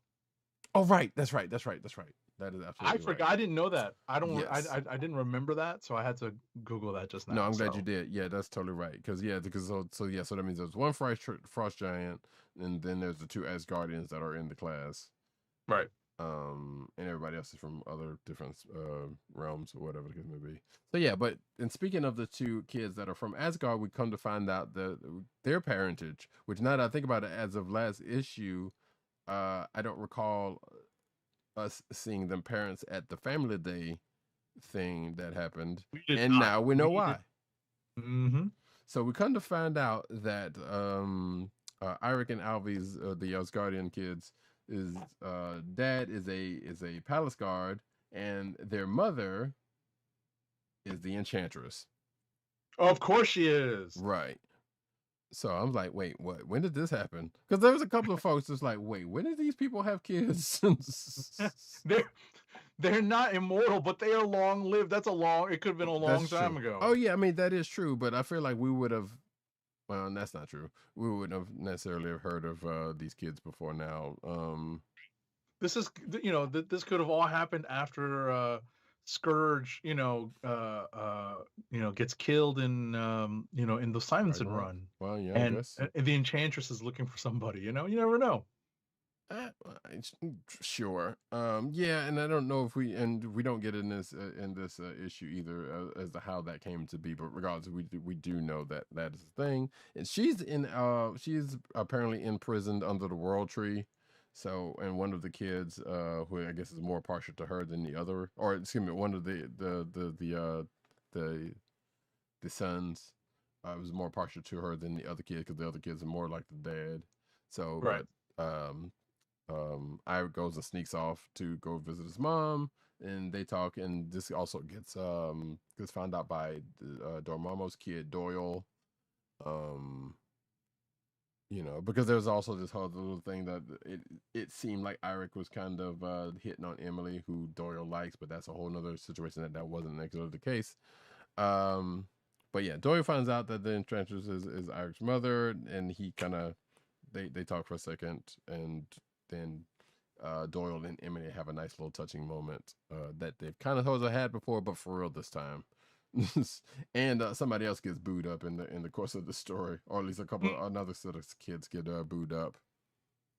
And apparently it was Agatha all along. Oh no! That graded. So I don't know if you saw that last page where they were showing the test grades. Right. And she makes that note. I was like, all right, I see y'all did that intentionally. Like, I see what you did this. that choice of wording was potentially you meant to do that. You totally meant to do that. But anyway, Strange Academy is still a great book. Amazing Spider-Man 65 is the next book, and let's see, written by Nick Spencer, art by Federico Vincenti, with Federico Sabatini. The paisanos are. I know, right? It was like, wait, what? How did that happen? And colors by Alex Sinclair, and letters by BC's Joe Caramagna. And lettering the book. Yeah, that's what I said. No. I said the paisanos are drawing and lettering. Oh, yeah. I got you. All the big Italian names. Yeah, no. Hey, this is exactly. So Kindred, apparently thanks to Mordo, and I don't know if you saw this or not, but this felt like the throne room scene of, in a slight way, is the throne room scene of Return of the Jedi, when Luke's getting shocked and it was like calling out his dad, calling out to Vader. So that kind of gave me shades of that when Mordo was trying to get Kindred to talk, and all he pretty much says is, "Father, help me," and then Norman kind of steps in and talks to Kingboy, which he kind of had already been doing, so it kind of doesn't make any sense that it's like, okay, this is now when the Kingpin starts to back down for whatever reason. I got so many typos in here. What is going on? I must have been sleepy. But anyway, sorry. Oh wow. Okay, I didn't look at your review. I didn't look at your notes. I had those typos all around us. I don't know what the hell. To be fair, some of this was done this morning. I was kind of tired, but so that happens. Robbie and Tombstone kind of have a little bonding moment when they go to save their kids, which I thought was like, huh, this is weird, because we, knowing of their history, their long storied history together. It has been nothing but animosity, and to see these two working together in any capacity is or any willing capacity is kind of strange, but they do. And then but Spidey kind of comes in later on, which I figured something like this was going to happen at some point, but I figured they were going to make a better use of it or something, because apparently Madam Mask was like, yeah, Spidey is coming, but according to this app, which he, because of his new suit and stuff, he's being tracked with an app, so the criminals kind of know when he's going to be, and I'm sure some criminals can.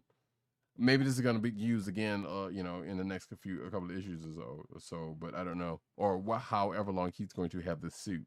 But I was like, yeah, if normal people know about this app, I'm pretty sure the criminals can use it, and sure enough, they did. But regardless, Spidey does come in with some help, with the help of the Syndicate, and a big rousing fight happens. Much like the big rousing fight that also happens in Strange Academy that we don't get to see, but I thought that was pretty fun, by the way. Oh, yeah. It was basically a food fight. Basically, so. Right. And as in using baseball terms, they cleared the benches. Ah! The bench is cleared. Yeah, from what we found out later in the issue of Strange Academy. But and back to Amazing Spider-Man, yeah, like I said, Spidey and the Syndicate kind of comes in, teaming up together and helps out, and come to find out that Peter is about to lose a roommate. Not by nefarious means, but by some potential, I guess, as they said in the book, some reverse psychology that Robbie uses. That doesn't work. Yeah, that apparently doesn't work so far. And at the end of the book, we find out that Norman has somebody else locked up in Ravencroft that we did not know previously, or that we may or may not have known about previously, because we remember the Juggernaut was there. That was kind of surprised in that last arc. And according to that last preview page, apparently Spidey is also going to enlist some help in the form of some defenders. And a couple of Ventures. So and the X-Men. Yes, and the X-Men. Well, yeah. I mean, well, yeah. I was gonna say Marvel Knights, but yeah, that is also the case. Because most of those folks have been Marvel Knights, with the exception of the one that was on top of the tower or whatever. Right. Right, the grand conclusion of this story is going to be in a one-shot, a giant size. It's actually, it ends up being like an annual. So that'll be next week. Giant size Amazing Spider-Man King's Ransom #1. Yep. So, boy, they are milking the Spidey title for all it's worth. Yeah, I mean, on top of it coming out every 2 weeks. And those other little side ones that we were having every now and then with that last arc, which started getting on our nerves a little bit. That could have been regular issues. So it's kind of silly. But anyway, Transformers #29, written by Brian Buckley, art by Anna Markova, colors by David Garcia Cruz, and lettering by Jake M. Wood. So Megatron's trying to take control of the Titans, or keep them away from the Autobots, which apparently some of that gets done here. Ironheart adds a new bot to his group and gives a pep talk to his crew. Perceptor hips Prime up to the Allspark to the Titan Spark situation, which is pretty much this issue mainly deals with. And some of the Titans get a call out, but it doesn't really matter because those Titans get dealt with, because they all come crashing down after this one facility that gets blown up at the end of this issue. To what end, I don't know, but this seems to be they're I can't really call it a retelling, because this is a part of a story that I don't think we've ever seen in We've definitely never seen in G1. Like, this is pretty much before G1 starts. Right. Even with the new reboots with the Netflix series, it kind of plays with some of that. So which means that we get some bots that we should not have seen before now, or that we should not see before, like say Gen 3 or whatever the case may be, kind of come into play at times. So it's kind of weird, but there's definitely a reboot of a sort because of that. Because like I said, there are some bots. Like I said, we even see a bot that didn't show up until Transformers the movie in here at times. So it's kind of weird how that's going, but it's still kind of enjoyable to read. but I am curious as to where they're trying to get to. Like, I'm not trying to rush that, but it's still a curiosity as to where they're going. Like, are they going to reboot? Like, this is pretty much the Great War, leading up to the Great War. And at some point, the start of G1. But I think they have enough time to kind of play with that, I assume. Because, like I said, we have not seen the Great War, and this is all pretty much the beginnings of that. Up into the Decepticons get named a few issues ago, like actually get named when they weren't before now, type situation. Anyway, if any of that sounds appealing to you, you definitely check out the Transformers book. Like I said, it's 29 issues in, and there's been a couple other stuff. There was also another Transformers miniseries that came out this week, but I didn't get a chance to read it. Hellions number 11, written by Zeb Wells, art by Steven Segovia, not Segovia. Color artist by David Curiel, letters by BC's Ariana Mayer. The gist of this is pretty much that that whole mission that they were on that has to do with Arcade and the mastermind kind of getting in their heads. That pretty much gets wrapped up here. Quanon is not happy about how this mission ended because apparently Sinister has had a little bit more involvement in it than that was originally noted. So I don't really blame her, and we're probably going to see her exact some vengeance, which she already had some animosity against Sinister as it was going into this book. So this is probably just more furthering that cause a little bit more. Did you read this? Was that Hellions? Yeah. No, sorry. Okay. No, don't be. I'm just curious. So next up, Marauders number 20. This is actually a potential click of the week for me, I think. Written by Jerry Duggan, art by Stefano Caselli, color artist by Edgar Delgado and Chris Sotomayor, letters by VC's Corey Pettit. The short strokes of this, because people should check this one out. So Storm's pretty much leaving the Marauders, and this whole issue is a big Storm love fest of a sorts. And I enjoyed reading it because basically they're sitting around the Marauder telling stories about Storm, who's there, and also having a bet about how many knives she's got for some reason. That she's packing. Yeah, that she's packing, which that we see that at the end of this. And I say in my notes, Aurora Monroe stars in Knives Out. But it's also leading up to the gala, which I think is coming next month. So this is kind of sort of in service of that. But yeah, it's definitely a potential click of the week for me. If you haven't read it, you should definitely check it out if you've been keeping up with Marauders. Right. It was interesting for me because they mostly focused upon these interstitial stories, kind of off the screen, off the page. Yes. That these characters are recounting, so we don't have any real reference, but almost all of them are post-Krakoan. Almost all of them. Mm-hmm. With the exception of Emma Frost. So I thought that was pretty interesting. That's true. Yep, that is true. So yeah, that is all of my books. Yeah. I mean, for a character that we've all been, reading for almost forever and ever at this point now. Mm-hmm. And there's the cover, because I totally forgot to keep changing the covers while I was doing that. And there needs to be an easier way for me to do that. That's okay. All right. So let me go through the remainder of books that I have that were not that we did not have in common. So first off is Batman number 108, written by James Tynion IV, with art by Jorge Jimenez, colors by Tomo More, and letters by Clayton Cowles. So Batman has tried to infiltrate the Unsanity group by the tried and true method of dressing up as Matches Malone. And he is instantly figured out. They absolutely figure him out right away. And essentially what we get in this book is a new character being introduced called.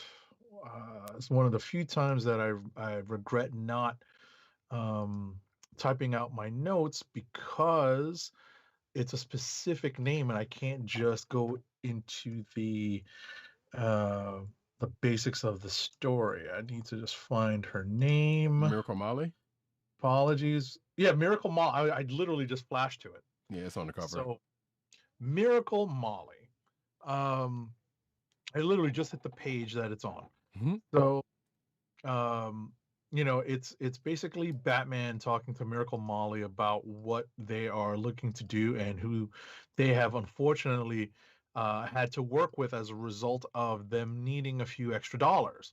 And we also get the development of Peacekeeper 1, and we find out who that is, Rodicat, in this book. So all of that Okay. future state stuff is definitely coming. Looks like it's starting to come to pass. Gotcha.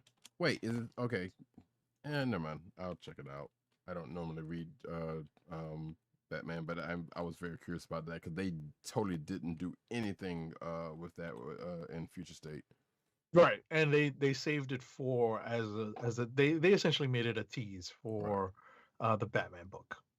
You know, which I've said has been the strength of the Future State Batman stuff, which is it kept a much tighter focus than some of the other Future State titles under for DC. Okay, cool. Next up is Green Lantern #2, which is something that I'm recommending that Roddy can't read. It's written by Jeffrey Thorne, with art by both Dexter Soy and Marco Santucci, and you can definitely tell when the art changes between one and the other because Dexter Soy has has a particular style, and you can definitely see the change when the art duties get handed off. And we love Dexter Soy's art from Captain Marvel. Right, and he's not a new he's been around the block, so we've seen his art in several places. Marco Santucci, that's the name. That's the other artist. So, but other than seeing a definite change, it's not like a jarring change, so it works. Is it like a flashback to present day type of situation, or no, it's just different. Gotcha. It's just different. Colors by Alex Sinclair and letters by Rob Lee. So following up on the events of issue #1, wherein Oa has been accepted into the United Planets, there is a fallout to what happens on the cliffhanger. There's fallout with regards to the cliffhanger ending of issue #1, and that is dealt with in this issue, and that has ramifications that are being felt throughout the Green Lantern Corps and changes somewhat the focus of the Corps and several of the lanterns that we have become acquainted with over the years. Everyone from John Stewart, everyone from Hal Jordan all the way down to John Stewart, to Kyle Rayner, to Guy Gardner, to the newest ones, and whose names escape me. But when I say the newest ones, I really mean the newest ones without spoiling anything. Right, like Teen Lantern. I definitely. What's that? Like Teen Lantern, Joe Moline, and that other one. That's exactly what I mean. You definitely should start to pick up this, or at least take a look at this book, because there are ramifications for every lantern in this book. So I'll leave it at that. But it was actually pretty interesting, and it's honestly a surprise candidate for potential click of the week for me. Oh, okay. Oh, Jessica Cruz and Simon Baz also. Yeah. Right. Whose names I couldn't remember. Right. I'm getting old. I'm getting too old. I was about to say I need the problem is there's an expletive in there, but I need to pull that Lethal Weapon line. I'm getting too old for this shit. I'm actually surprised I remember them, because I don't, like I said, I don't really, I haven't really been messing around with that much DC. And as far as lanterns are concerned, like I said, the Joe Moline one and Teen Lantern are the only ones I've had really any exposure to recently. Right. All right. And I believe that's it for me, because we've covered all of my other books. All right. So, Clicks of the week. Clicks of the week.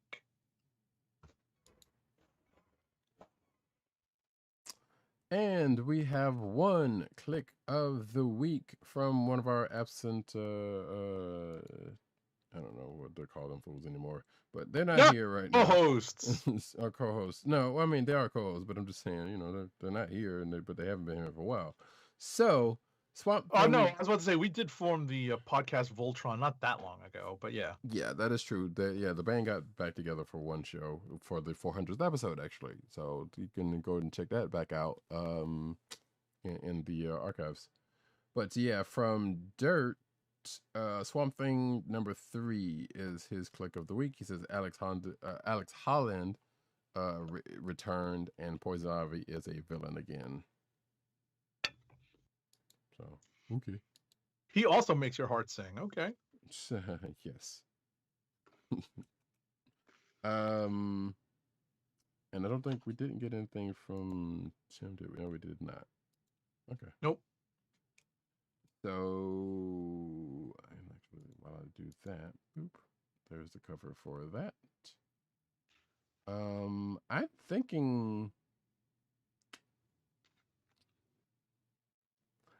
thinking I might actually go with Marauders 20. It was good. Yeah. It was good. Like I said, I was very surprised that they were going to choose all anecdotes from post-Krakoa. Mm-hmm. But I guess it was supposed to be about their time together as Marauders. Right. In which, at least there were like this, at least one of them kind of sort of was, or one or two of them kind of was. The other ones were just like, just random points. So, at some random point. But it was enjoyable. It was fun, I thought. What about yourself? I think I'm gonna go with I'm in between, believe it or not, Green Lantern number 2, Good Asian number 1, which I was pleasantly surprised by because it's not superhero stuff, and I just really, some of the dialogue in it was so jarring because you're not used to hearing certain slurs being thrown around, but to see it in the story makes sense. Mm-hmm. And I also liked, believe it or not, I like Strange Academy number 10 because it was just so, there was just so much fun around it, because as much as Roddy Cat liked to poke fun at the fact that Thor wasn't available, of course Volstagg is going to be their tour guide, because of course he is. Yeah. Oh yeah. The Strange Academy definitely was a potential click of the week for me, and we've loved this book since its inception. Right. It's safe to because say that. I honestly was surprised that they even teased these kids with saying they were going to see Thor, because of course it was going to be Volstagg, of course. Oh yeah, there was definitely nothing saying that Thor was going to be there, but it's reasonably assumed that it could have been the case. No, of course. No, but my point being, like, he shouldn't have even been the replacement. Like he should have just been the tour guide from day one. From jump, from day one, from telling these kids, it's going to be Volstagg, the Vainglorious. Right. So, but I think I'm going to go with the Good Asian number 1, because it is Asian Pacific Islander History Month this month, so I'm gonna give this book a shout out this week. Okay. Nice. Well, that being the case, we can go into the news section, but first, an ad read. Our first ad read of the night is for Funko, Fun at First Sight. It's your home for exclusive collectibles such as their world famous pop vinyl bobbleheads, apparel including t-shirts, hats, and socks, and brand merchandise such as custom DIY pop figures, art books, and skateboards. And now the listeners of the Comic Book Chronicles can enjoy 10% off your entire purchase when shopping at Funko. To place your first order with 10% off and to help keep our show free for you, go to our network website at cspn.us. That's cspn.us. Then click on the Keep Our Podcasts free link at the top of the page. From there, scroll down to the Funko link and place your order. When you get to the checkout, put in the offer code SHOP10 for your 10% off discount. Funko through cspn.us. Do it today. And now we get into the news.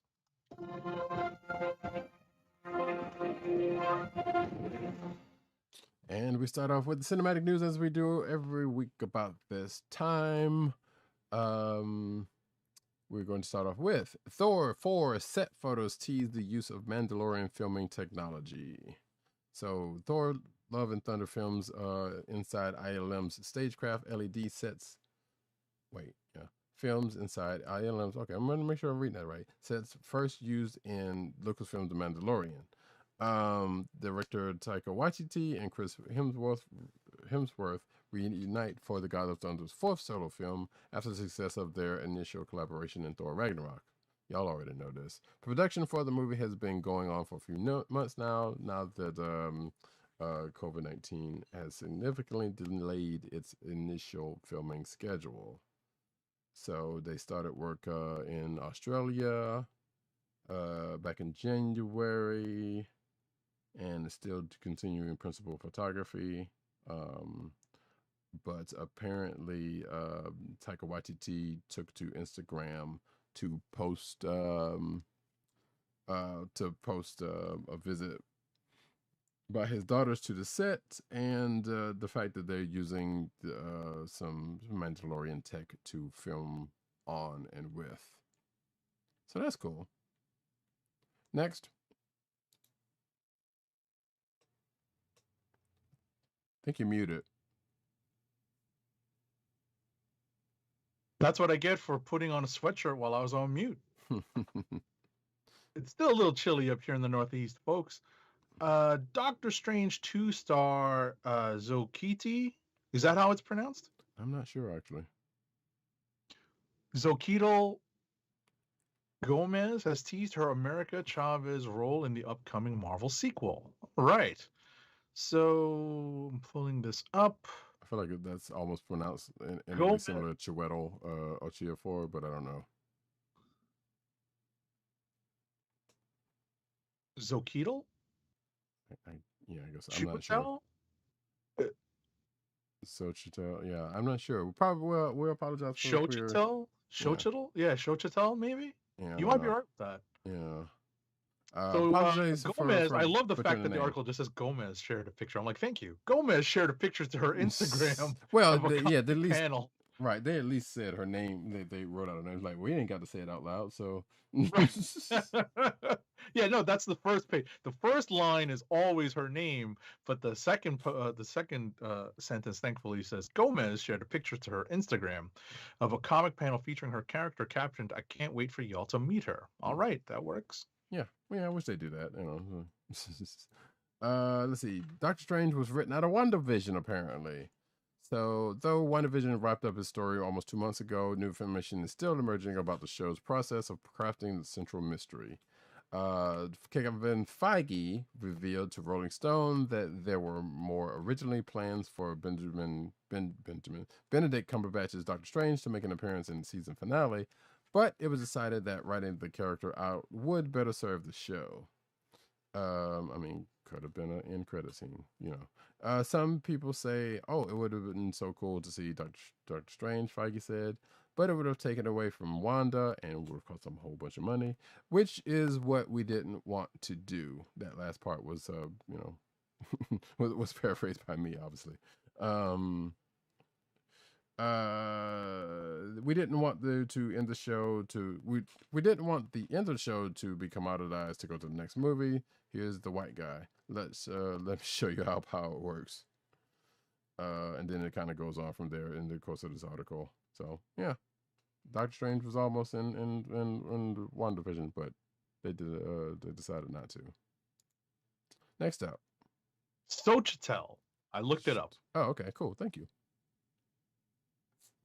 The power of Google, folks.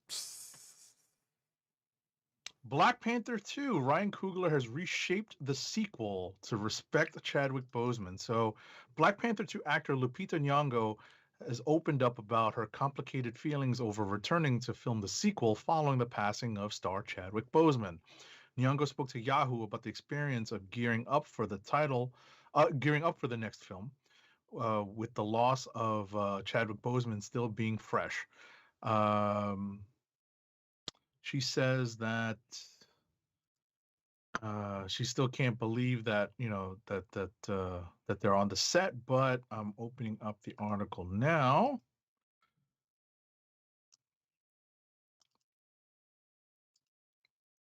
Live podcasting, folks. She says that she's in a very pensive and meditative state. And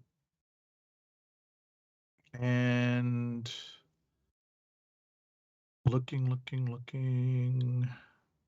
Oh, she says that at the same time, Ryan Coogler also feels the loss, and it's his idea, the way that he reshaped the second movie to be respectful of the loss that they have all experienced as a cast and as a world. So it feels spiritually and emotionally correct to do it the way they're doing it. Okay. Yeah, and hopefully it does indeed translate that way when that movie comes out. Right. It's comforting that it's still the original creative team. Mm-hmm. Yeah. Indeed. Blade reboot production, which we'll get into a little bit more news on that on the Black Panther thing in a minute. But Blade reboot production start date revealed. Speaking of Mahershala Ali, Marvel's Blade reboot will reportedly begin production in July 2022, according to the Hollywood Reporter. And apparently, yeah, this came out about at the same time as the Hollywood Reporter's. And I think we may have that article down the line, but yeah, about another article that we will talk about on another composition filming. Yeah. So yeah, that's pretty much that. There's nothing else to it outside the fact that July 22 is when production is probably going to start on the Blade movie, the Blade reboot. Next up,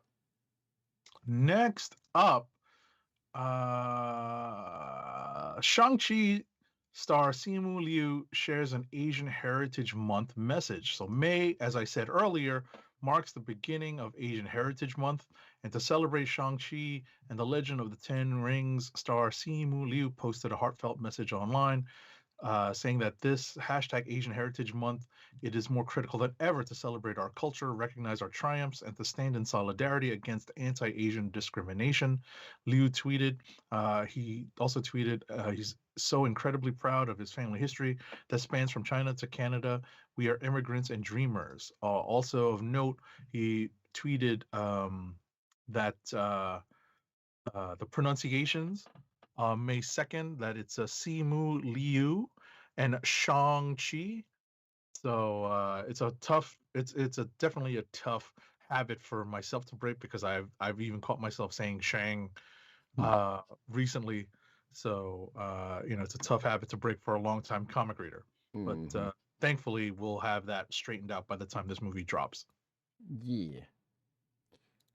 Next up though, so a couple of days ago, Marvel Studios put out a featurette with footage, which they were really trying to make folks cry, because it starts off with Stan Lee narrating it, with footage from Phase 4.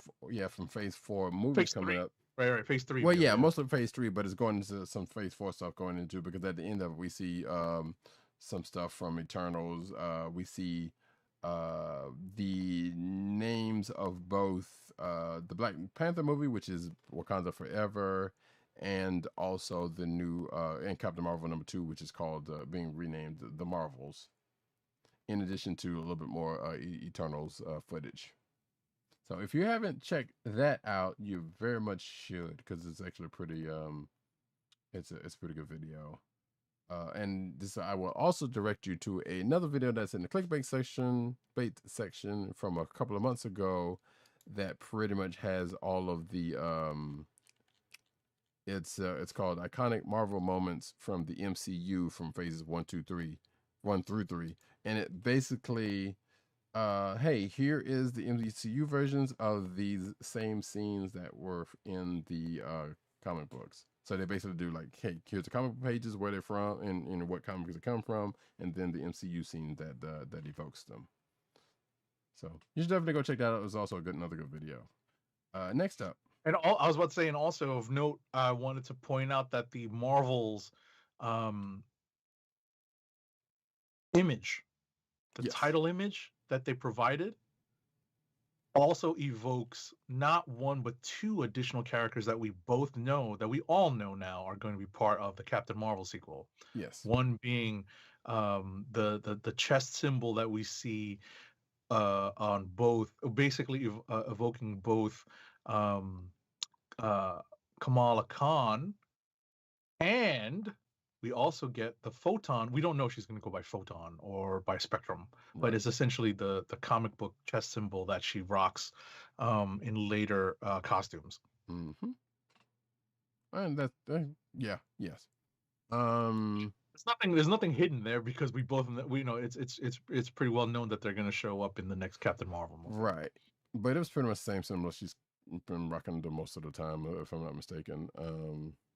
But regardless, yeah, it doesn't mean, yeah, but definitely you're right about that. And so, you know, but yeah, like I said, check out that video, that featurette, because it's pretty good if you haven't already. I believe there was also, was there some Loki that, no, it was just the movies. So never mind, but we'll get to that in a second. Marvel's Arena of Heroes. Oh, no, I was about to say this is mine actually. Oh yeah, I'm sorry. Go ahead.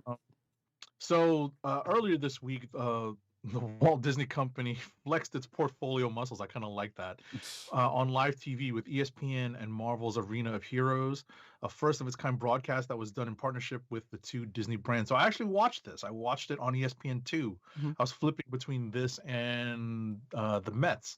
And the gist of the idea was Marvel and basketball fans would see elements from an original Marvel story integrated throughout the game as an alternate presentation for the Golden State Warriors versus New Orleans Pelicans matchup. The Marvel love was present beforehand through as the Warriors revealed, starting forward.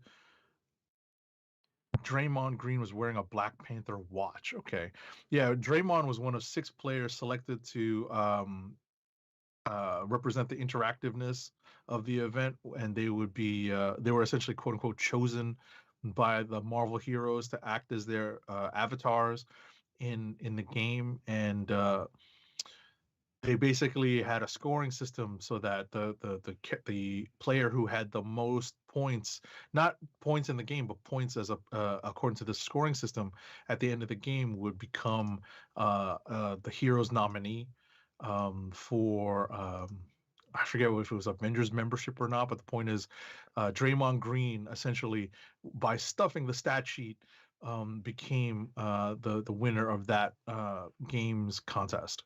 Oh, okay, nice. And yeah, that the watch he has on, which I think was the focal point of this particular article, is not the same one that we saw.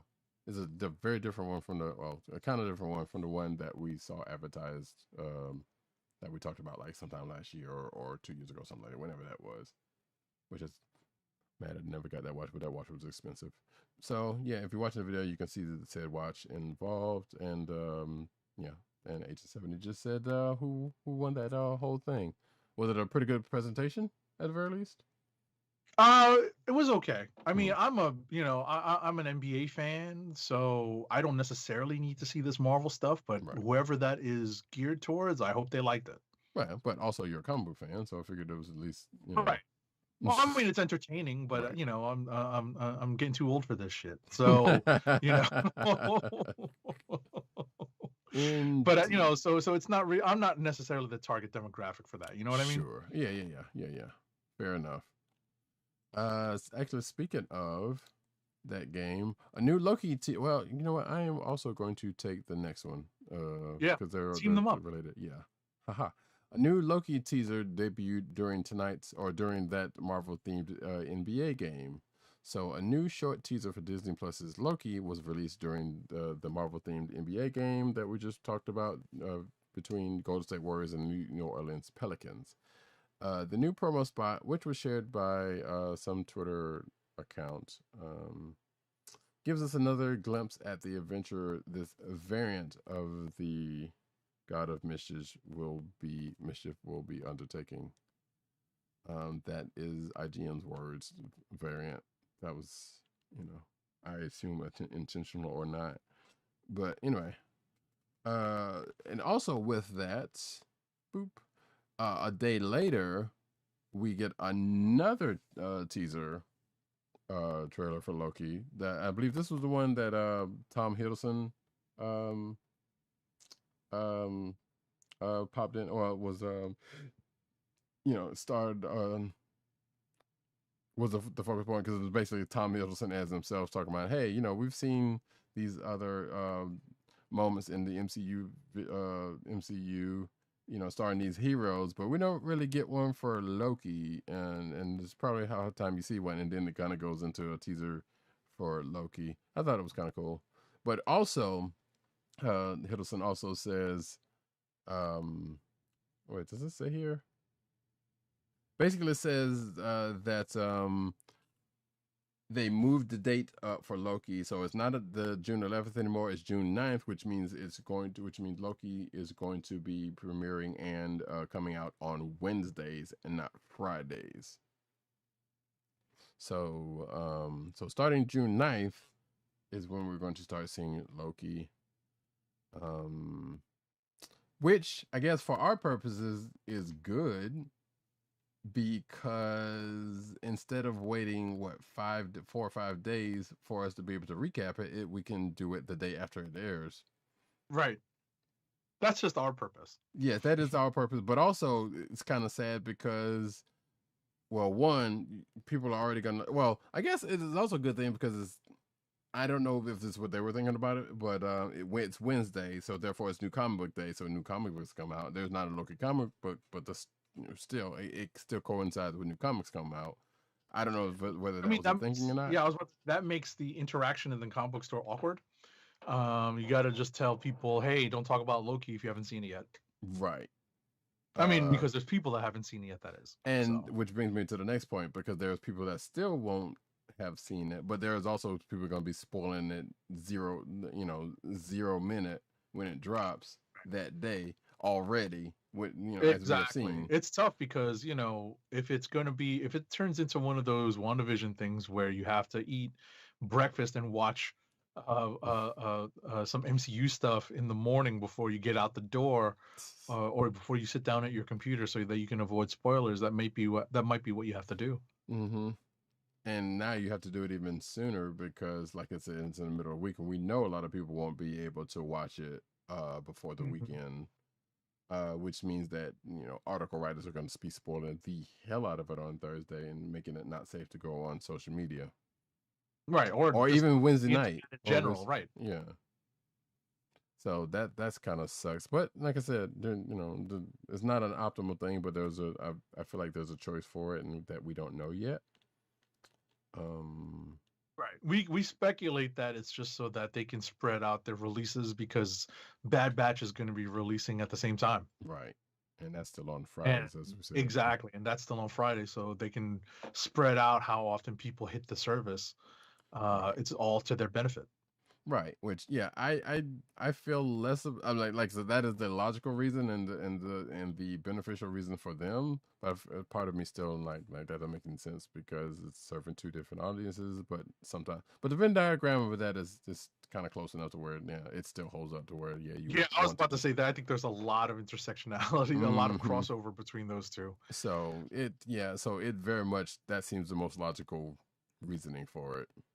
Alrighty. Next up, Ms. Marvel set photos have revealed Kamala. See, look, that's me. Thank you, Madam Vice President, for screwing up my brain. Ms. Marvel set photos reveal Kamala Khan's full costume. So, Just Jared, the website, has shown off some new set photos that show Iman Vellani in full costume, and fans probably will love the suit. The red and blue color scheme is definitely intact, and the overall design is pretty comic book accurate, complete with the symbol down the middle and red sleeves and pants. The one big change is that she's wearing red Chuck Taylors. That's really it. Everything else is pretty spot on. Yeah. So if you're watching the video, you can see the pictures in question on that. Well, I pulled them up on Twitter, but the article that had at least one of them. So yeah, and you can see there's the full shot of her in front of the crowd, and the couple of other that they have in there. They're grainy pictures, but they still they serve a purpose. So yeah, there you go. That's that. It does look good though. Yeah, it's a good looking. I'm okay with it. Yeah. I'm waiting to see how they pull off the story, but I'm okay with the suit. Exactly. And people just like, oh, it looks like a CW suit. I'm like, no, it doesn't. Who said? Okay, you know what? People are out of pocket. No, it doesn't. Yeah. Falcon and Winter Soldier, the director breaks down Walker's arc, Steve's shadow, and more. Now, this one kind of came up to a little bit of contention on the social medias with pretty good reason.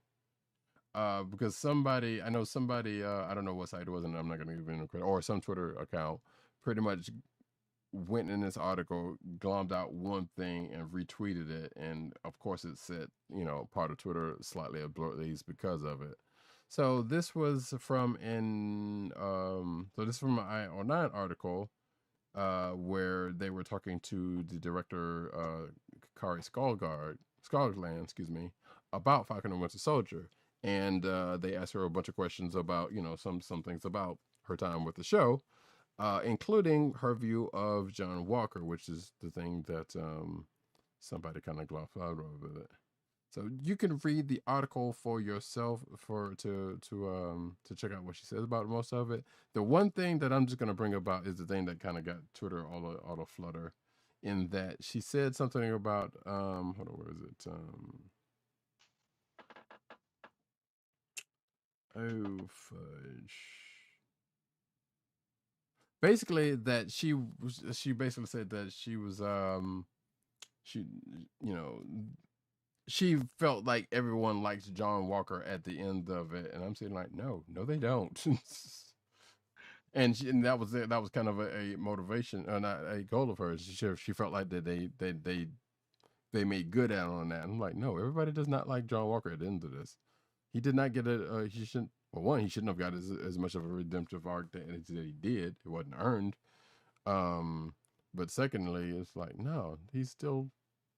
Whether you know about the character, right? I was about to say, I think our history with the character would affect how we see his portrayal in the MCU. But yeah, I see where the director was coming from with that, but right. I'm more in agreement with you that it just didn't feel like it was well earned. Right. So, and even people out that I know that don't. I was about to say, I will bring in some Dragon Ball stuff here, because now I can talk about it. It seems like they try to redeem every character in these stories, and it's I wonder if it's like a lesson of the human condition. Like, is everyone redeemable up to a point? And that point is pretty far down. That point is pretty extreme, where there's where a character and a person is just beyond redemption. So, I don't know if John Walker approaches that. Vegeta might, in my opinion, but that's definitely one thing. You start to wonder when you see John Walker's redemption arc in Falcon and the Winter Soldier being played out the way it is. I'm like, well, I guess we're supposed to believe that, but I don't like John Walker, so I don't care. Right. I mean, there are people that I know that don't have the comic book tie that still didn't like him. So, right. Yeah, here we go. I found the part. So IO9 asks Skogland, now speaking of John, obviously he has a huge arc on the show too. And this is another part I had contention with. He's arguably the third lead. No. At first you hate them, then he gets worse, and then he gets kind of redeemed at the end. Through your direction, how did you want the audience to feel about him at the end, or did you purposely kind of leave that vague? And then Skogland answers, well, we left it a little vague on purpose, but at the end of the day, I wanted people to like him. And I think everybody does like him. Now, they went through a period of not liking him at the beginning because he started out feeling like, wait, what is this guy? And blah, blah, blah, blah, blah, blah, blah, blah. Yeah, but regardless, you get the point. Like, no, it's not true. And I don't know, why would you want anyone to like that fool? We can make an assertion, but we won't do it. I'm like, no. Anyway, move right along. Next up, Oh my goodness, President Bartlett. What's next? All right. The Falcon and Winter Soldier producer Nate Moore revealed that an iconic Marvel team was never in the cards for the series storyline. Moore told Entertainment Weekly that there were no plans for the Falcon and the Winter Soldier to introduce the Thunderbolts. The honest truth, he says, is no, because they didn't think they're cool because they are, but because they already felt like there was so much on the table in the series that they also didn't want to introduce a group of characters or reintroduce people that we've seen in the past and cloud the story. I don't blame them. They only had six episodes to run through, so that would have been a lot. Right. But it also doesn't mean that they, just because they didn't have plans for it, that doesn't mean they don't have it. You know, that's the thing, that they couldn't still be a thing that's on the table. So, if we've learned anything from the MCUs, like, things kind of can come out of the woodwork, even if whether intentional or not. But next up, Spider-Man animated series has returned to Disney Plus because apparently it was off the service for a little bit. Yeah, we reported on it like 2 weeks ago, I think. Did we? Yeah. We did. That it was gone? I don't remember. That it was leaving temporarily. Right. So now it's back. It left the House of Mercy. Yeah, it left the platform in late April, with Disney saying that Spider-Man 1994 will return to the surface shortly, but we do not have a specific date to share at this time. Well, guess what? Don't worry about it. It's back now. That was 2 quick. days ago. Yeah, I know. What reasoning for it, we still don't necessarily know. And unfortunately for Agent 70, Spectacular still missing for reasons. Damn it, Sony. Anyway, speaking of damn it, Sony. It's been a big day. No, there's a delay in the Morbius movie. It's been pushed back a week to January 28th, 2022. It's not a big delay, but it's the third for the movie, which was originally scheduled for March 19th, 2021. Wow, that would have come out already. Then it was pushed back to October 8th, and now it's been pushed back to a date with the same day as a new Bond movie, No Time to Die. Oh, no, wait, I'm sorry. October 8th would have been No Time to Die, so now it's been pushed to January 21st of 2022. Which they can just push this back to never, honestly, because one, who wants this movie, and two, it's Jared Leto. Morbius. I can't believe they did a Morbius movie. Anyway. Yeah, well, they did a Venom movie, so that's not outside the realm of possibilities at this point. I can understand Venom has actually had, comic book series that lasted, Yeah, but, they was like, no, we're not really tying it to, we're not really tying it to Spider-Man, which they have, they could do that. I don't, Anyway, that's neither here nor there at this point. And I still haven't watched that movie. I'm going to take these next two because since they are related. Star Wars The Bad Batch assembles in new character posters, which came out before May 4th. And you can see the character posters right here. I know somebody with a Hunter poster, somebody was like, looks like, not Kiefer Sutherland, like one of the Lost Boys from the movie The Lost Boys. Because you had, I can't remember his name right now. I think was that Kiefer? I don't remember. Regardless, somebody from the Lost Boys, and also the Goonies, and they kind of remind them of that because of the red headband. But anyway, the Bad Batch brings back a Clone Wars fixture, and that is the narrator that shows up at the beginning of the episode. I did notice that. I enjoyed hearing that. Yeah, I was like, oh shit, Tom Kane. Because I didn't watch the whole episode, but I did watch like the first 5 or so minutes just to kind of see what was going on, and I was like, oh snap, like so Tom Kane's back. I definitely enjoyed that. I got a kick out of that. Yeah, that was pretty good. So yeah, there is that. Spoiler alert for that if you've not seen the first episode of Bad Batch. But I mean, that's probably less of a spoiler because I feel like because of Clone Wars, you may or may not have come to expect that narrator to be there at this point. Who's no, but it wasn't said anyway, one way, shape, or form. So, and another episode is coming out in a couple hours from this recording. So, next up, the Red Sonja reboot has found its lead in Ant-Man and the Wasp star Hannah John-Kamen. According to The Hollywood Reporter, What was that? And also Killjoys.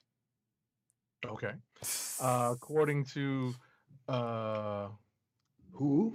According to the Hollywood Reporter, John-Kamen has officially joined Millenniums. Is that spelled like that?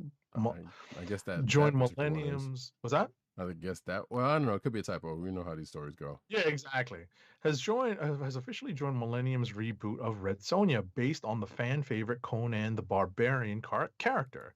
The actor is best known for playing the villainous Ghost in the Ant-Man sequel, along with roles in Tomb Raider, Ready Player One, and the TV series Killjoys.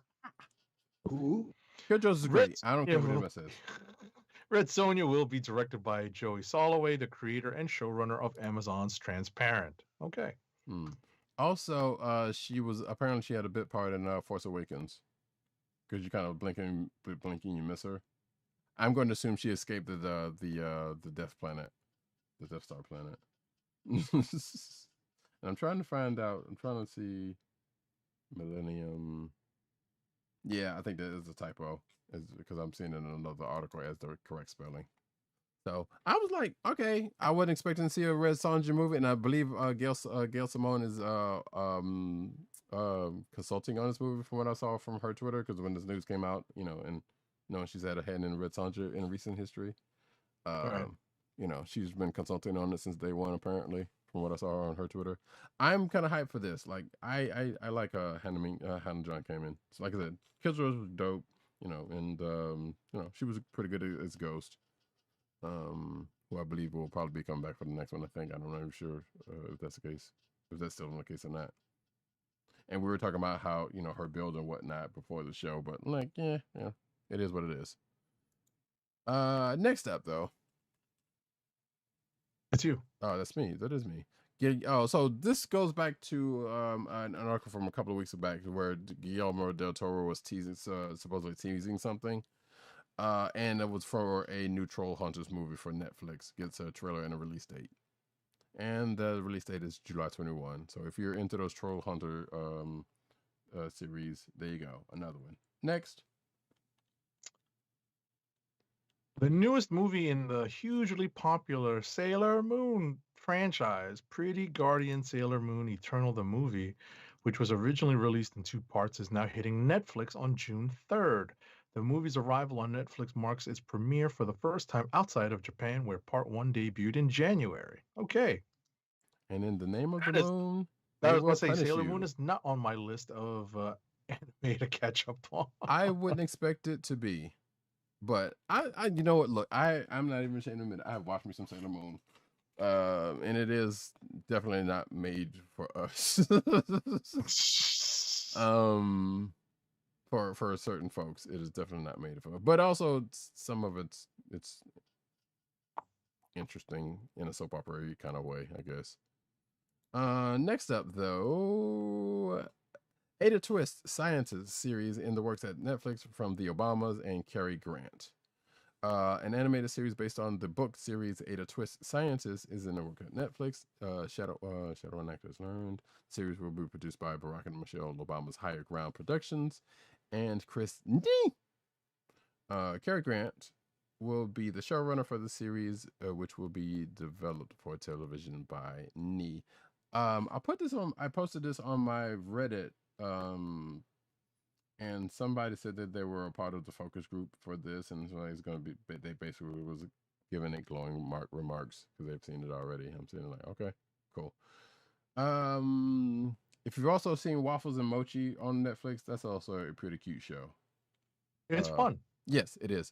It is, and Michelle's also in it, which produced by them.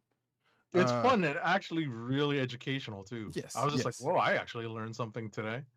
Yeah, it totally was. I was watching with a friend of mine, and was like, oh, this is both cute and actually edutaining, as the word is. So yeah, it's highly educational. Yes, exactly. So yeah, definitely check out Waffles and Mochi if you can.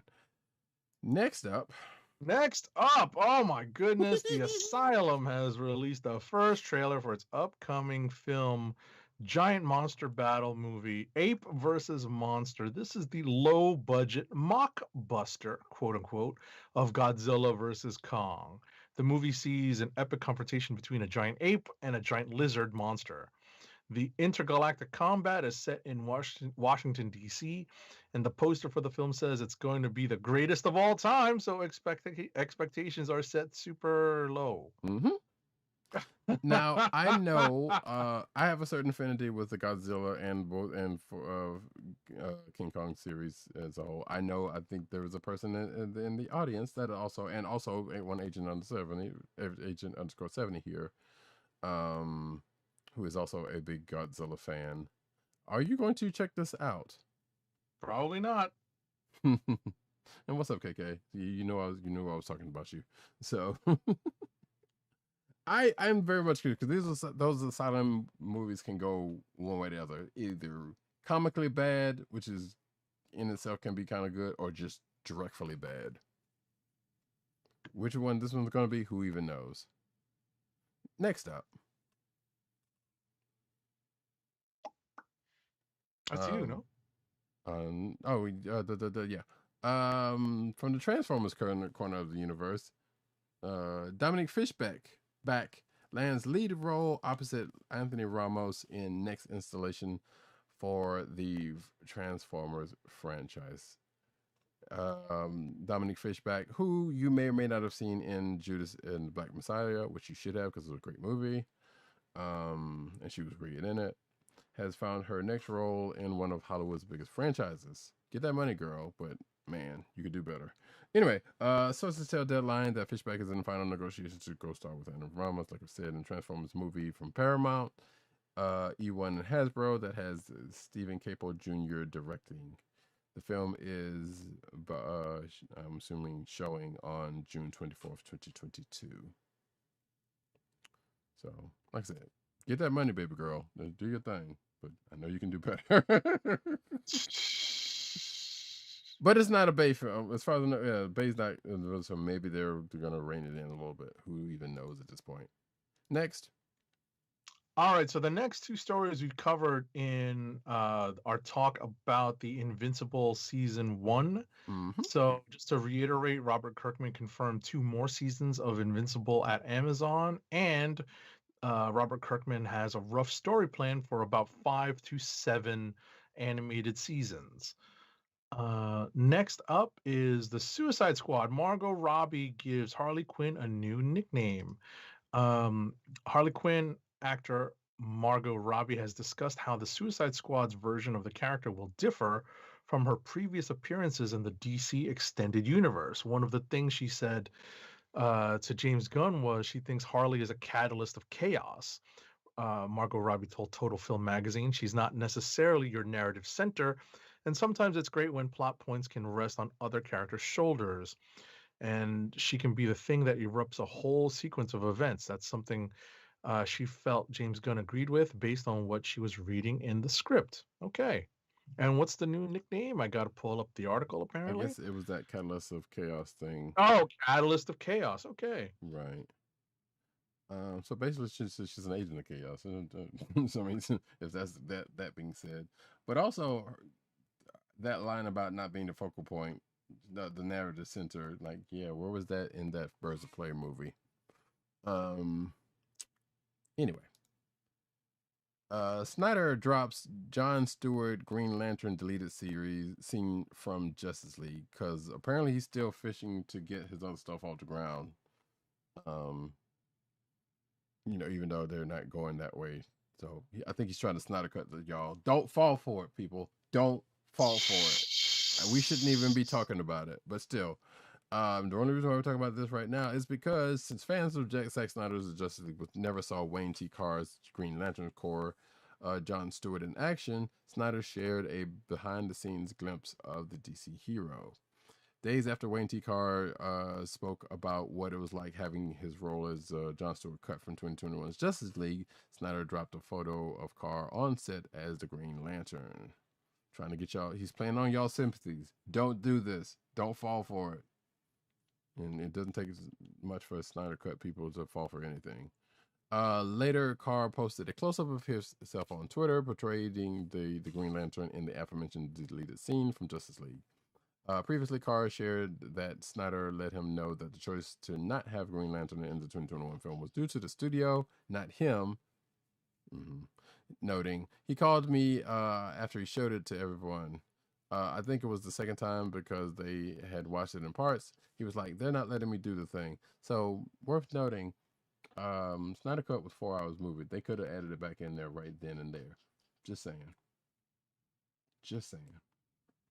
The movie was already long as hell. They could have put it in there.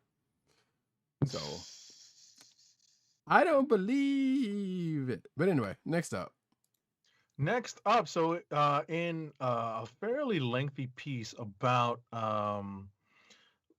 Warner Brothers' search for a Black Superman, you can actually read. I would actually recommend reading this Hollywood Reporter piece because it does go in depth regarding the off-screen things that have to go on in order to get a movie even started.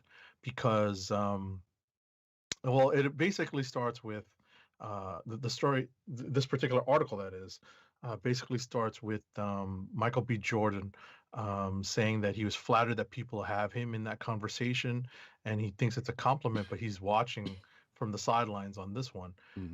So there's a big guessing game as to who is going to play the Man of Steel and who is going to direct. And this article goes into who possible candidates could be, as well as some of the reasons for finding both an actor and director combo to reflect, to better reflect what they want to get, what they want to put forward in this movie as with a Black Kal-El, which is apparently the direction that Ta-Nehisi Coates is taking the screenplay.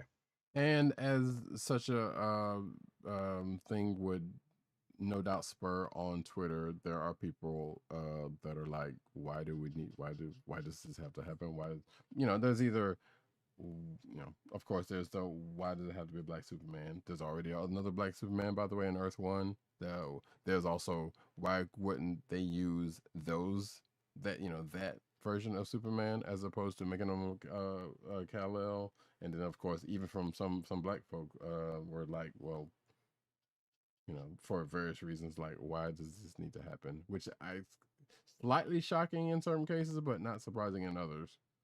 I was about to say, some people want to see Calvin Ellis, because he's president, So right. I can see, I've heard people say that, like, they want to see him because of the way the story plays out. Right. But no, I've seen more people be like, no, we don't, there shouldn't probably be a Black Kal-El because of whatever dumb reasons or whatever. And one person, which I don't know why I'm still following that person, was like, how you gonna do this on Henry Cavill's birthday? And there was like this is basically the narrative on Twitter was like reversed, because they was like, no, Superman should be white, and this is from some Black people.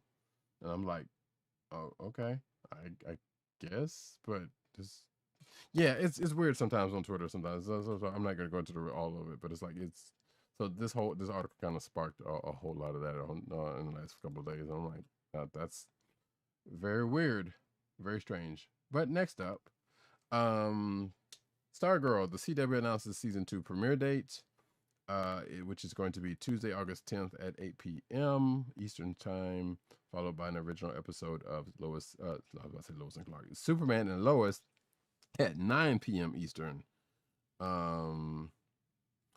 Unlike season 1, which saw new episodes of Stargirl air on DC Universe before the CW, season 2 will be exclusively on CW because DC Universe is a shell of its own, of its former glory. They could have put it on HBO Max first, but I guess they chose not to do that. Next up, though. Next up, the Green Lantern HBO Max series produced by Greg Berlanti and Warner Brothers gets its first lead.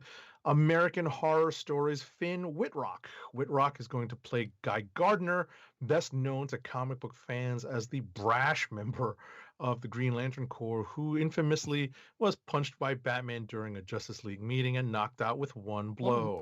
One punch. So I don't know. What do you think about this dude? I mean, based off of that one shot, Fine. I'm like, whatever. I mean, yeah, I don't know. Anybody they get for Guy Gardner was going to get immediately hated by me because I can't stand Guy Gardner. So if they get somebody that can play him right and unlikable, then great, I guess. It's Yeah. always so wild to me that Guy Gardner has been around for so long. He's the first replacement Green Lantern, Right. you know, Mm-hmm. But people before they love introduced John him. Stewart. I I was don't like, wow, understand. Right. you know? But people love him because people love assholes and people are stupid. But that's just me. That's my own opinion. That's not Hey, reflective of anybody there's else's. Vegeta fans out there. Even, I guess. I guess. But even Vegeta at some point kind of halfway takes a turn. Redeems himself. Kinda, but not really. He's still Vegeta at the end of the day, so that's no. Vegeta's gonna Vegeta. Yeah, basically. Sorry, folks, for the Dragon Ball, the deluge of Dragon Ball references now. Whatever, man. We're here. It's fine. I know there are anime people who, we've already had a conversation. They'll be fine. The Flash. Oh wait, is this you? This you? Oh, is it my turn? No, Yeah. I just did Green Lantern. I just did the Green Lantern. No, I just did the Green Lantern. fine, I'll We do it talked. anyway. I brought up the Finn Whitrock guy, and then you asked if I liked it. I'm like, Oh yeah, whatever. yeah. I know it's time. I'm old, folks. The Flash synopsis teases a shocking Speed Force discovery. I guess this is from spoiler alerts, probably for the next episode that may or may not have already been. Oh, this is Speed Force, as in. Wait, hold on. The episode hints at a shocking discovery surrounding the Speed Force. Michelle Harrison as Barry Allen attempts to protect her and comes face to face with Alexa Rivera, a health worker who has her own connection to the Strength Force. Oh no, they're doing all that mess. Meanwhile, Killer Frost, who was arrested in the previous episode, is placed on trial for crimes as Caitlin races against the clock to exonerate. Wait, Caitlin is Killer Frost. What the hell's been going on Flash that I missed? Anyway, yeah, things have been going on apparently Flash in this last episode or last season. So next up. Alrighty, next up, the Naomi actress perfectly recreates DC comic image in the first photo from Ava DuVernay's CW pilot.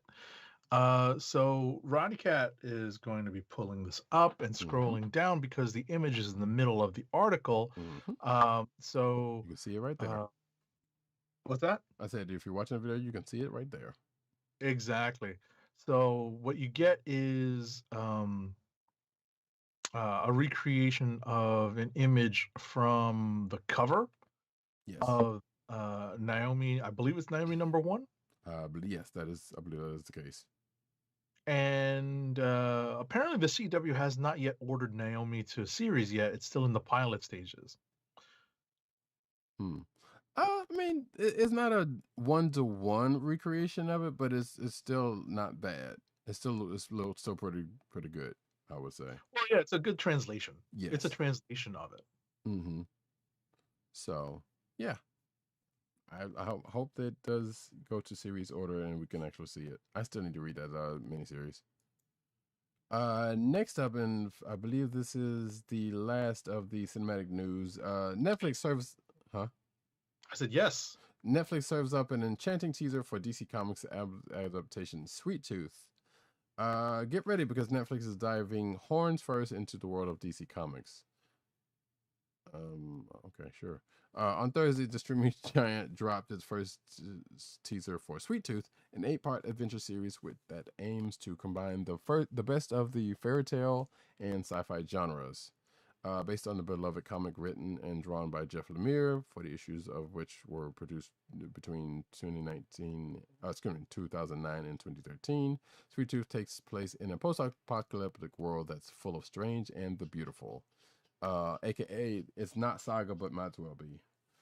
But still dangerous natural wonders. Whether these wonders were caused by the deadly pandemic that came with them, or whether they caused the pandemic, is a mystery to humanity. So, Sweet Tooth premieres on June 4th, and you can see the teaser trailer in this article, or probably on Netflix proper. Next up, we're going to transition into the comic book news really quickly. Disney has created a walking, dancing baby Groot, of which as I said, it is Five Nights at Groot. So Disney Imagineers who have brought a fan favorite Guardians of the Galaxy character to life, Baby Groot, who charmed audiences with his dance at the beginning of the spacefaring team's sequel film. A new concept video featuring the animatronic Baby Groot shows his development from 2019 to 2021, from a pair of robotic legs to the fleshed out tree-like alien Marvel Cinematic Universe fans have grown to adore, walking and waving and dancing just as he does in the films and with lifelike motions. And there's a video you can check out on this article in the show notes if you so choose. Next up, Hasbro unveils a galaxy-sized wave of Star Wars Day figures. So, with plenty of new action figures from the Vintage Collection and the Black Series. The wave includes figures from those series that hail from films like Return of the Jedi to shows like The Mandalorian to games like Star Wars Jedi Fallen Order. Roddy Cat is going to scroll down through this page, but you will see off-world Jawas from The Mandalorian, Utini, with the walnut. Apparently, no, it's not a walnut, folks. It's might as well be. It's whatever it is they get from the creature, right?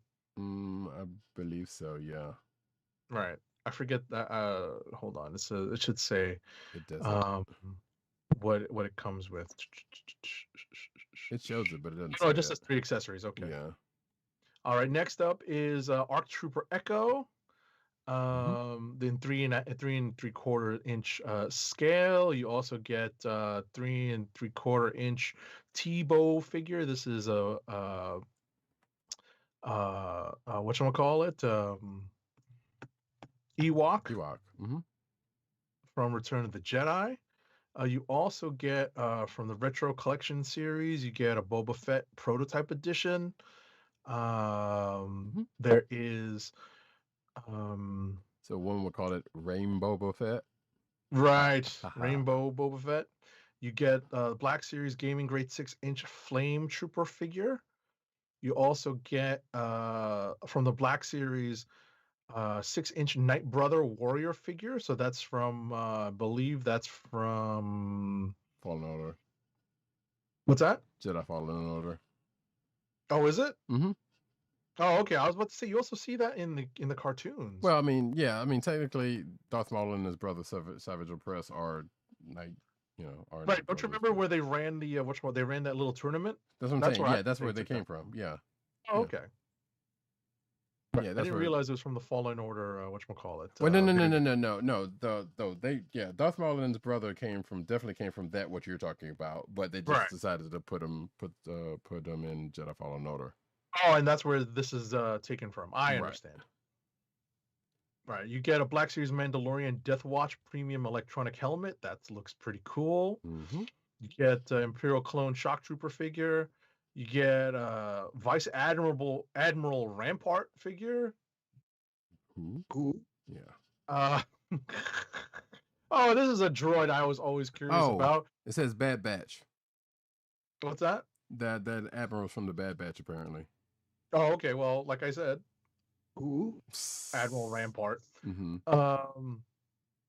You get from the Death Star, the droid. You get the Death Star droid figure. I was like, man, I totally recognize this particular droid. Mm-hmm. And we get Endor Luke in 3 3/4 style from Return of the Jedi, of course. And we get a 3 3/4 Tusken Raider figure. No, it's kind of hard one to do because it sounds very like something else, but exactly. I tried to make it not sound like something else, like a Wookiee. So or that. Yeah, it was pretty cool. Are you getting any of these? I don't know. I would love that helmet, but I don't know. I haven't really Yeah, done too much on the. none of this stuff is really up my alley. You know, I'm Yeah, not nearly as much of a Star Wars collector as you might be. and You know, even I I have kind of very few Star Wars things, so right, and even I can only go so far. Like I got like Ahsoka and you know, Sabine and some Rebels, like the Rebel stuff, and I think yeah, I don't know. Like Echo, so that version of Echo is from Clone Wars and not technically and not the Bad Batch version, which you know. right. So, but still, I mean, Tebow, no, I mean, that Rainbow Buffet one, maybe, possibly, Gotcha. just for shits and giggles. But outside of that, nah, I don't know. None of this is probably Right. not. Right. Yeah, you know, I only have a Sabine and the Rebels, the kind of grown up version of Ahsoka Mhm. from the Black series because I obviously focus upon Marvel Legends, as you can see over my shoulder. I've Mhm. already taken down my Avengers display, so you know, most of my toy collecting budget is going towards Marvel Legends and not the Star Wars the Black series. But you know, every once in a while, I look at some of this stuff. I'm like, man, this would be cool if I was really into collecting it. You know? Yeah, true that. Oh yeah, and my which doesn't make any difference anymore, but the Disney the what was that game called? The figures that came from crap. There was a game that was like a Toys of Life game thing that had figures for like Marvel and DC and Disney Infinity. Thank you. Right. And I got all of the Star Wars figures from that, which suspiciously missing Hera. So they had the other rebels, they just didn't have they didn't have Hera for some stupid reason. I'm like, that's an oversight. Yep. But anyway, so I got all of those, and that's pretty much what the extent of my Star Wars collection has been so far. Anywho's, Falcon and Winter Soldier Hot Toys reveals scarily realistic Captain America figure. Anthony Mackie's Sam Wilson is presumably the star of upcoming Captain America 4. I think it's pretty much established. Anyway, but there's one problem. Hot Toys has clearly kidnapped Mackie and blasted him with a shrink ray. Okay, I No, can calm down. I see where they're where they're Yeah. going with that writing. Okay. Mm-hmm. That's the only explanation for the company's eerily lifelike new Captain America figure. Hot Toys has just unveiled the latest figure in the ongoing MCU line, featuring Sam Wilson in his new Cap suit, introduced in the season finale. Excuse me. Needless to say, this 1/6 scale figure looks just like the real deal Cap suit, introduced in. Get it? Yeah, full stop on the real deal, and for some reason I went backwards. But you can check out the figure in this article. Now, Hot Toys is known for their, for putting a lot of quality, a lot of detail in their toys. And as you can see, I'm kind of flashing through the pictures of it right now. So yeah, definitely. Right. And it is well known that you pay for that detail. Exactly. So yeah, you are definitely going to pay out the nose if you get that figure. But it is a good looking figure. So, and as a matter of fact, the figure is priced at $375. It is available to pre-order through Sideshow and with a projected release window of July to September 2022. Oh wait, hold on. Oh yeah. So the Captain America figure is $375. The Winter Soldier figure is $250. And is also going because of the wings. Yeah. It's always because of the wings, that additional cost. Right. Wait. Let me see. Let me try to scroll through here and see. There's Sam, Cap. Oh, they even got the they put him in the pose, the superhero pose. Which those boots look like Ant-Man boots. I've been meaning to say that ever since the thing ended, but like they stole the boots from Ant-Man and gave it to him, which I wouldn't be surprised if that's the case. Okay, there we go. There's the Sam and Bucky together with the Wakanda arm. Yep. And then there's the Winter Soldier figure. You can see shots of that I'm scrolling through if you're watching the video. And you should sometimes. Not one where AO. So there should be a figure. There should be an AO figure, and hopefully the arm's detachable, so we can try to see him all distraught as the arm falls. Anyway, next up. All right, next up, flying Captain America. I love it. That's one of the ways we can differentiate when we say Captain America. I guess. Flying Captain America, because it's not, to me, it was always not fair. I'm like, man, he's got wings. He's got his own transportation. Right. Hey, As a Cap Steve had a fan bike. growing up, I'm just like, we all remember Cap being unceremoniously carried sometimes. Yeah. From battle to battle. So I'm just like, oh, he gets to fly. That's pretty cool. So flying Captain America is going to be part of a meet and greet opportunity for fans, according to the Disney Parks blog, which wrote, if you're visiting Disney California Adventure Park in the near future, spread those wings and fly on over to Hollywoodland for an updated photo op featuring Sam Wilson's new Captain America look. The post also details a new wave of the Falcon and the Winter Soldier themed merchandise, including pins, multiple figures from Funko and Marvel Legends. Don't pull his wings, folks. Please don't. Well, I was about to say, at this point, hopefully they're better. They're much better built than the original ones. Right. Well, and it'd be curious to see. I don't know if this is a picture of the person that they're using for this, but no, that doesn't. I don't know. Regardless, yeah, somebody send some pictures if y'all go over there and check that out. Anyway, the new Ms. Marvel graphic novel is a dream come true for its creators. This is September. Marvel will release a new original graphic novel starring Ms. Marvel. And working on the book was a dream come true for its creative team of writer Nadia Shamas and artist Nabi H. Ali. Hoping I'm pronouncing that right. Titled Ms. Marvel Stretched Thin, the book will be aimed at middle school age readers and will be published by Scholastic as a part of its graphics line. So, cool.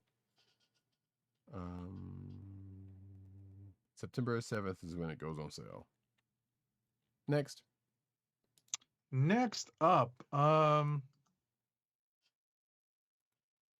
Mortal Kombat co-creator Ed Boon added fuel to the recent rumors that his team is working on a Marvel fighting game. A recent tweet from Ed Boon, co-creator of the Mortal Kombat video game series, tweeted, "Wow, at James Gunn has managed to work on DC and Marvel movies. That's impressive," Boon wrote on Twitter. He followed it with a pondering emoji, leading many fans to observe the timing of the tweet, which coincided with the rumors. The potential foreshadowing continued when American fighting games player and commentator Bryant, quote, Katana Prime Benzing responded to Boone's tweet. While acknowledging the tweet could be an attempt at trolling, used his response to advocate for Star-Lord as a playable character. Okay. Who? Who's that? Whoever that. With regards to all these people? Yes. Yeah. Who? Yeah, I don't know. Like I said, it is what it is. I don't know. It's like this is pretty much going back to that the rumor last week from, well, partially going back to like the article's title says that NetherRealm could possibly be making a Marvel fighting game, to which I've come to realize that would be all right, and I think I said it then. But get the people who do Dragon Ball Fighters, get them to do it. That game will be dope. I guarantee. Even Agent 70 would want to play it. I guarantee it. Which, by the way, yeah, I can't guarantee that, but I'm just saying, Arc Systems does some good work. Next up, though, Nonstop Spider-Man goes on 2-month hiatus. Marvel Comics freshly launched Nonstop Spider-Man. Sorry. Series. You okay? That was a gnat or something. Okay. Anyway, Marvel Comics' freshly launched Nonstop Spider-Man series has some apparent problems starting up, according to this article. The next 3 issues of Joe Kelly, Chris Bachalo's Spider-Man series has been pushed back a month each, leaving a 2-month gap between the recent second issue and what's to come. So I guess it is a kind of a stop.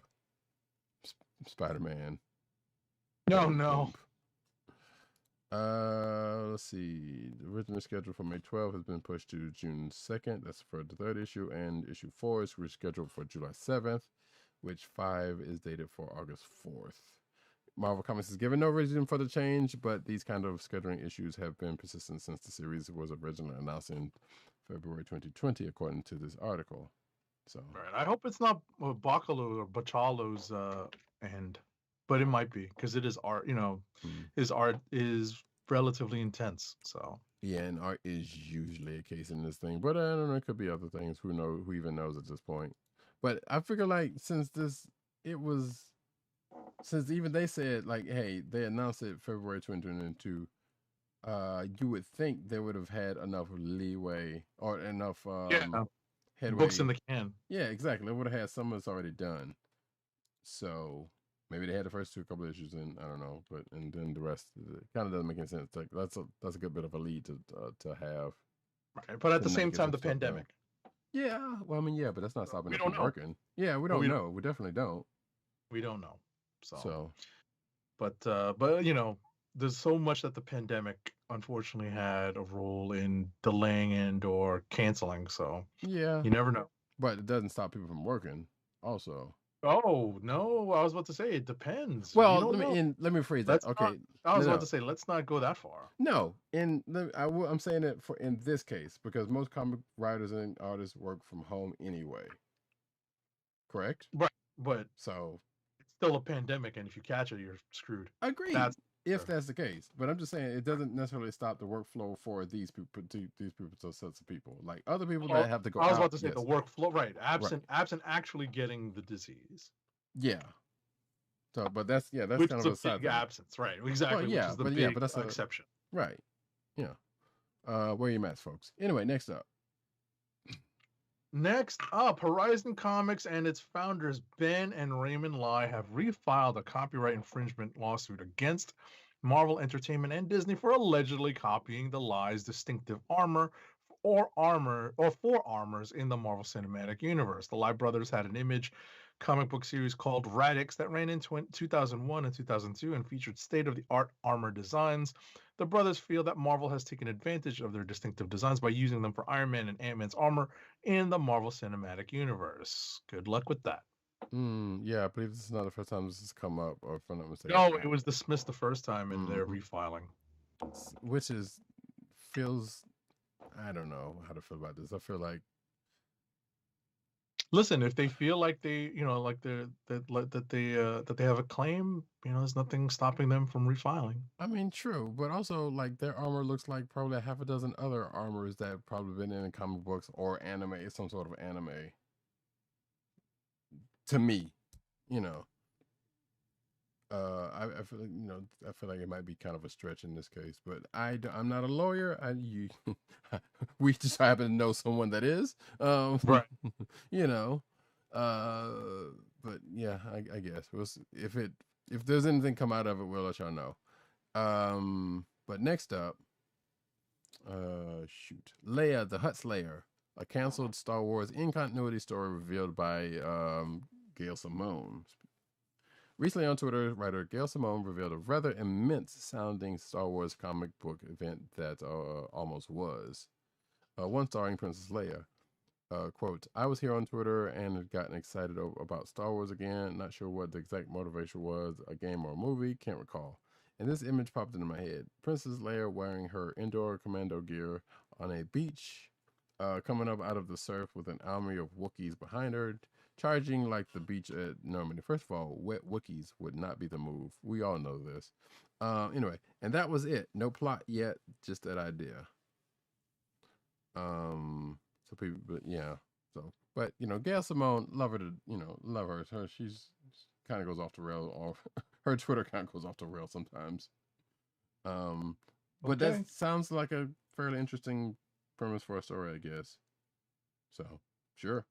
But she's hunting down Hutts, I guess, if that's the case, because it doesn't say anything about Hutts. Oh, wait. Here we go. So I wrote a Star Wars with all the badass Leia that was promised in the escape from the Death Star that we didn't always get to see elsewhere. She continued, it was Leia the Hutt Slayer, essentially. In this story, Leia commands a group of Wookiees to free slaves, something that always wrangled me about Star Wars a bit. And in a nod to Disney's acquisition of Star Wars, it was a war story, but it follows the exact beats of an early Disney fairy tale movie, wrote Simone. She was the princess, and all this fairy tale stuff keeps happening to her, and it was really action-packed and funny. So, okay. Next up, so this involves spoilers around last week's Teen Titans Academy #2.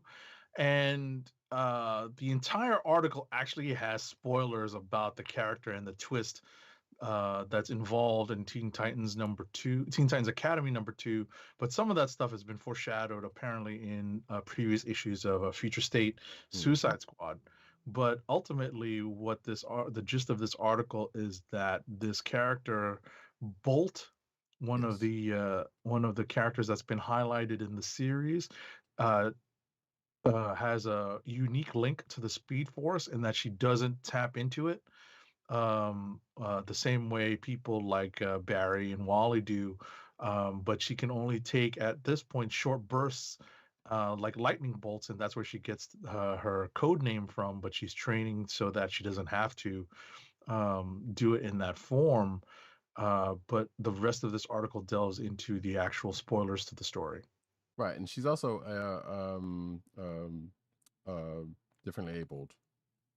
So that was the other, because I meant to bring both of those points up last week when we talked about it. The fact that she can only tap into the speed force in bursts, and the fact that she was differently abled.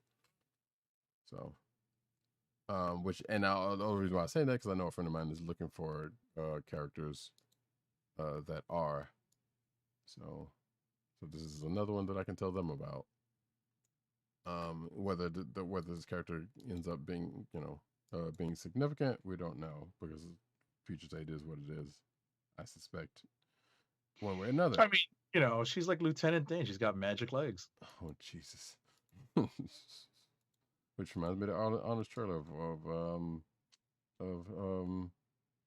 of Forrest Gump that I just saw. Anyway, DC Omniverse has been a long time coming, says Grant Morrison. Let's see, DC has redefined this universe once again with the advent of the DC Omniverse, and although Grant Morrison's name isn't on the comic where it debuted, it stands on the shoulders of. Okay, this is this article saying this, by the way. This is not me.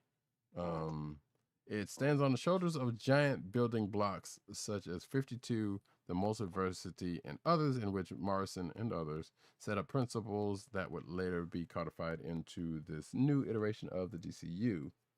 When asked about the DC Omniverse now being the linchpin of the entire DCU, Morrison says they are "quote unquote" all for it. And it says it's been a long process that began, for them at least, when the writer themselves surprisingly appeared in their own comic book, meeting their own lead character face to face in 1990's Animal Man 26. Not sure what that has to do with that, but okay, sure. That sort of started with Animal Man back in the day. I've been chipping away at that rock for a long time, and I finally got to do it in a limited manner with the 52 series. Morrison tells Newsarama. Okay, sure. But the aim was also to recreate the infinite multiverse, which has now become the Omniverse, the writer laughs, because it eats up everything else. So, there you go, folks. You can thank Grant Morrison for that, I guess, and others.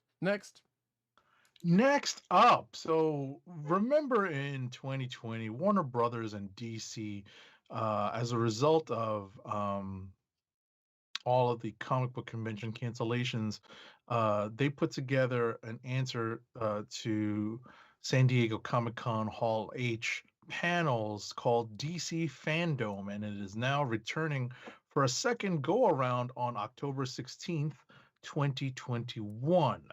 So in 2020, the event featured mostly pre-recorded videos that were released in a series of drops that fans could stream, featuring actors and directors from film and TV and comic book creators talking about upcoming projects.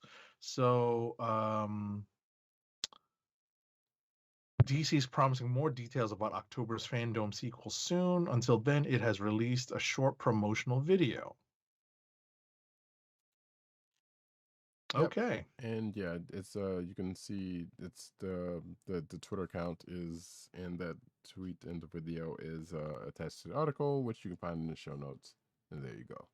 Last but not least, Jim Lee, Tom King, and more eulogize the late John Paul Leon.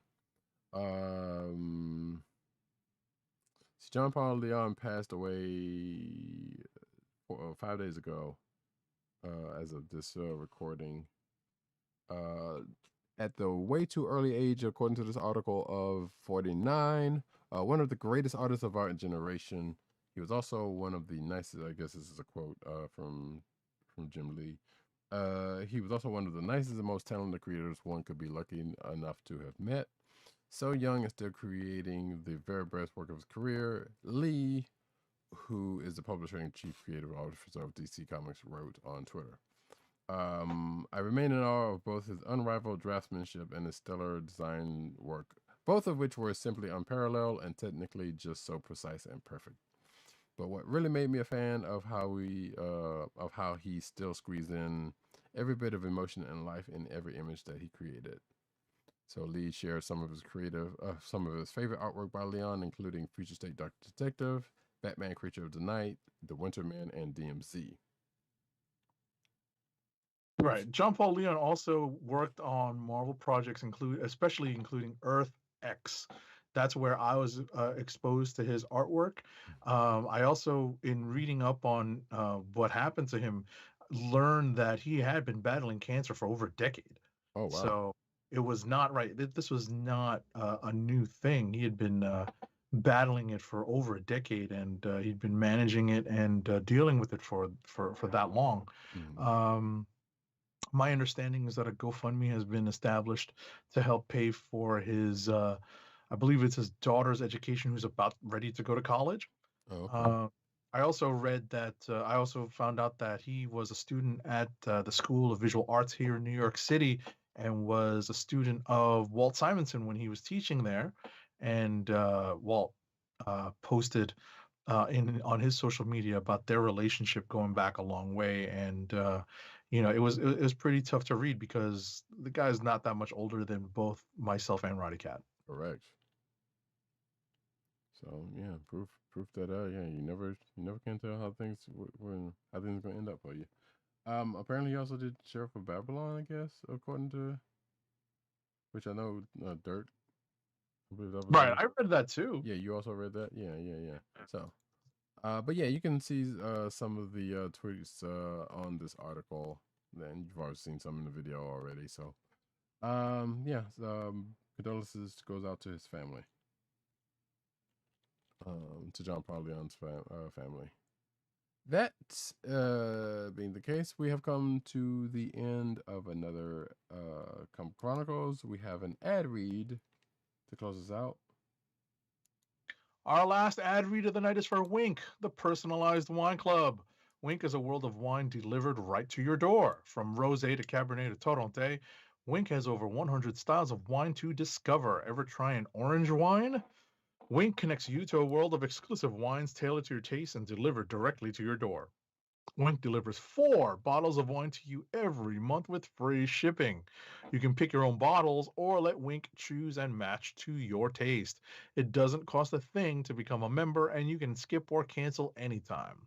And now the listeners of the Comic Book Chronicles can enjoy an exclusive discount of $20 off your first order. To place your first order with $20 off and to help keep our show free for you, go to our network website at cspn.us/wink. That's cspn.us/WINC. Wink wines through CSPN. Do it today. And as we end another exciting episode of the Comic Chronicles, I'd like to thank each and every one of you for coming out. We will be back next week, same bad time, same bad channel, of course. I will be. I hope I will still be, and I am already still Roddycat, which you can find on Twitter at Roddycat and News on Twitter and CBCaps on Instagram. Agent_70 on Twitter and Instagram. PCN_Dirt on Twitter. Yes, PCN_Dirt on Twitter, PopCultureNet on Twitter, PopCultureNetwork.com, and all the umbrella sites they're in. Also, maybe still bite under Comic Book Resources, no vowels. That's a mystery that may or may not ever be solved, folks. Tim, DOGG98 on Twitter, the Osiris that is ish. Also, you can find him at the Click Nation on Twitter. That's DKLIQNATION, all one word. But also CB Chron, which is the Comic Book Chronicles Twitter account. You can say, say, hey, we'll see it. Send questions, comments, $1,000 a piece. Don't do that. However, if you want to sponsor the show, no, stop. All of that, but you can also find Tim at Comic Book Reviews, where he's over there writing his face off. Comic Book Resources. Excuse me. Right? Yes. Face off. It's late, folks. It is quite late, and I'm tired. I don't know why, because I've just been up for like 3-4 hours. You can find this here show on the Coastal Podcast Network. That's cspn.us. Do it today. You can also find this show on your podcast perusal place of choice, whether it be Google Play, Apple iTunes, aka Apple Podcasts. It's also hot in here. But Apple Podcasts, Spotify, or the Coastal Podcast Network SoundCloud page. And of course, you can join us every Thursday night, 9:30-ish p.m. on either the YouTube channel of The Click Nation, that's youtube.com/TheClickNation, or as some people have done, twitch.tv/Comic Book Chronicles. We thank folks for being in the audience, whether you spoke or not. We appreciate you for being here. And with that, folks, we still don't have any more Marvel stuff for a while, so we're pretty much back to normal and shouldn't be as long as this have. Right. The last few weeks. Invincible is over. Mm-hmm. So we've got a little bit of a lull before we start to ramp it up again. So, hopefully we won't be going too long for a little while. Exactly. Try to keep these little as concise as possible, but sometimes these things got to get talked about.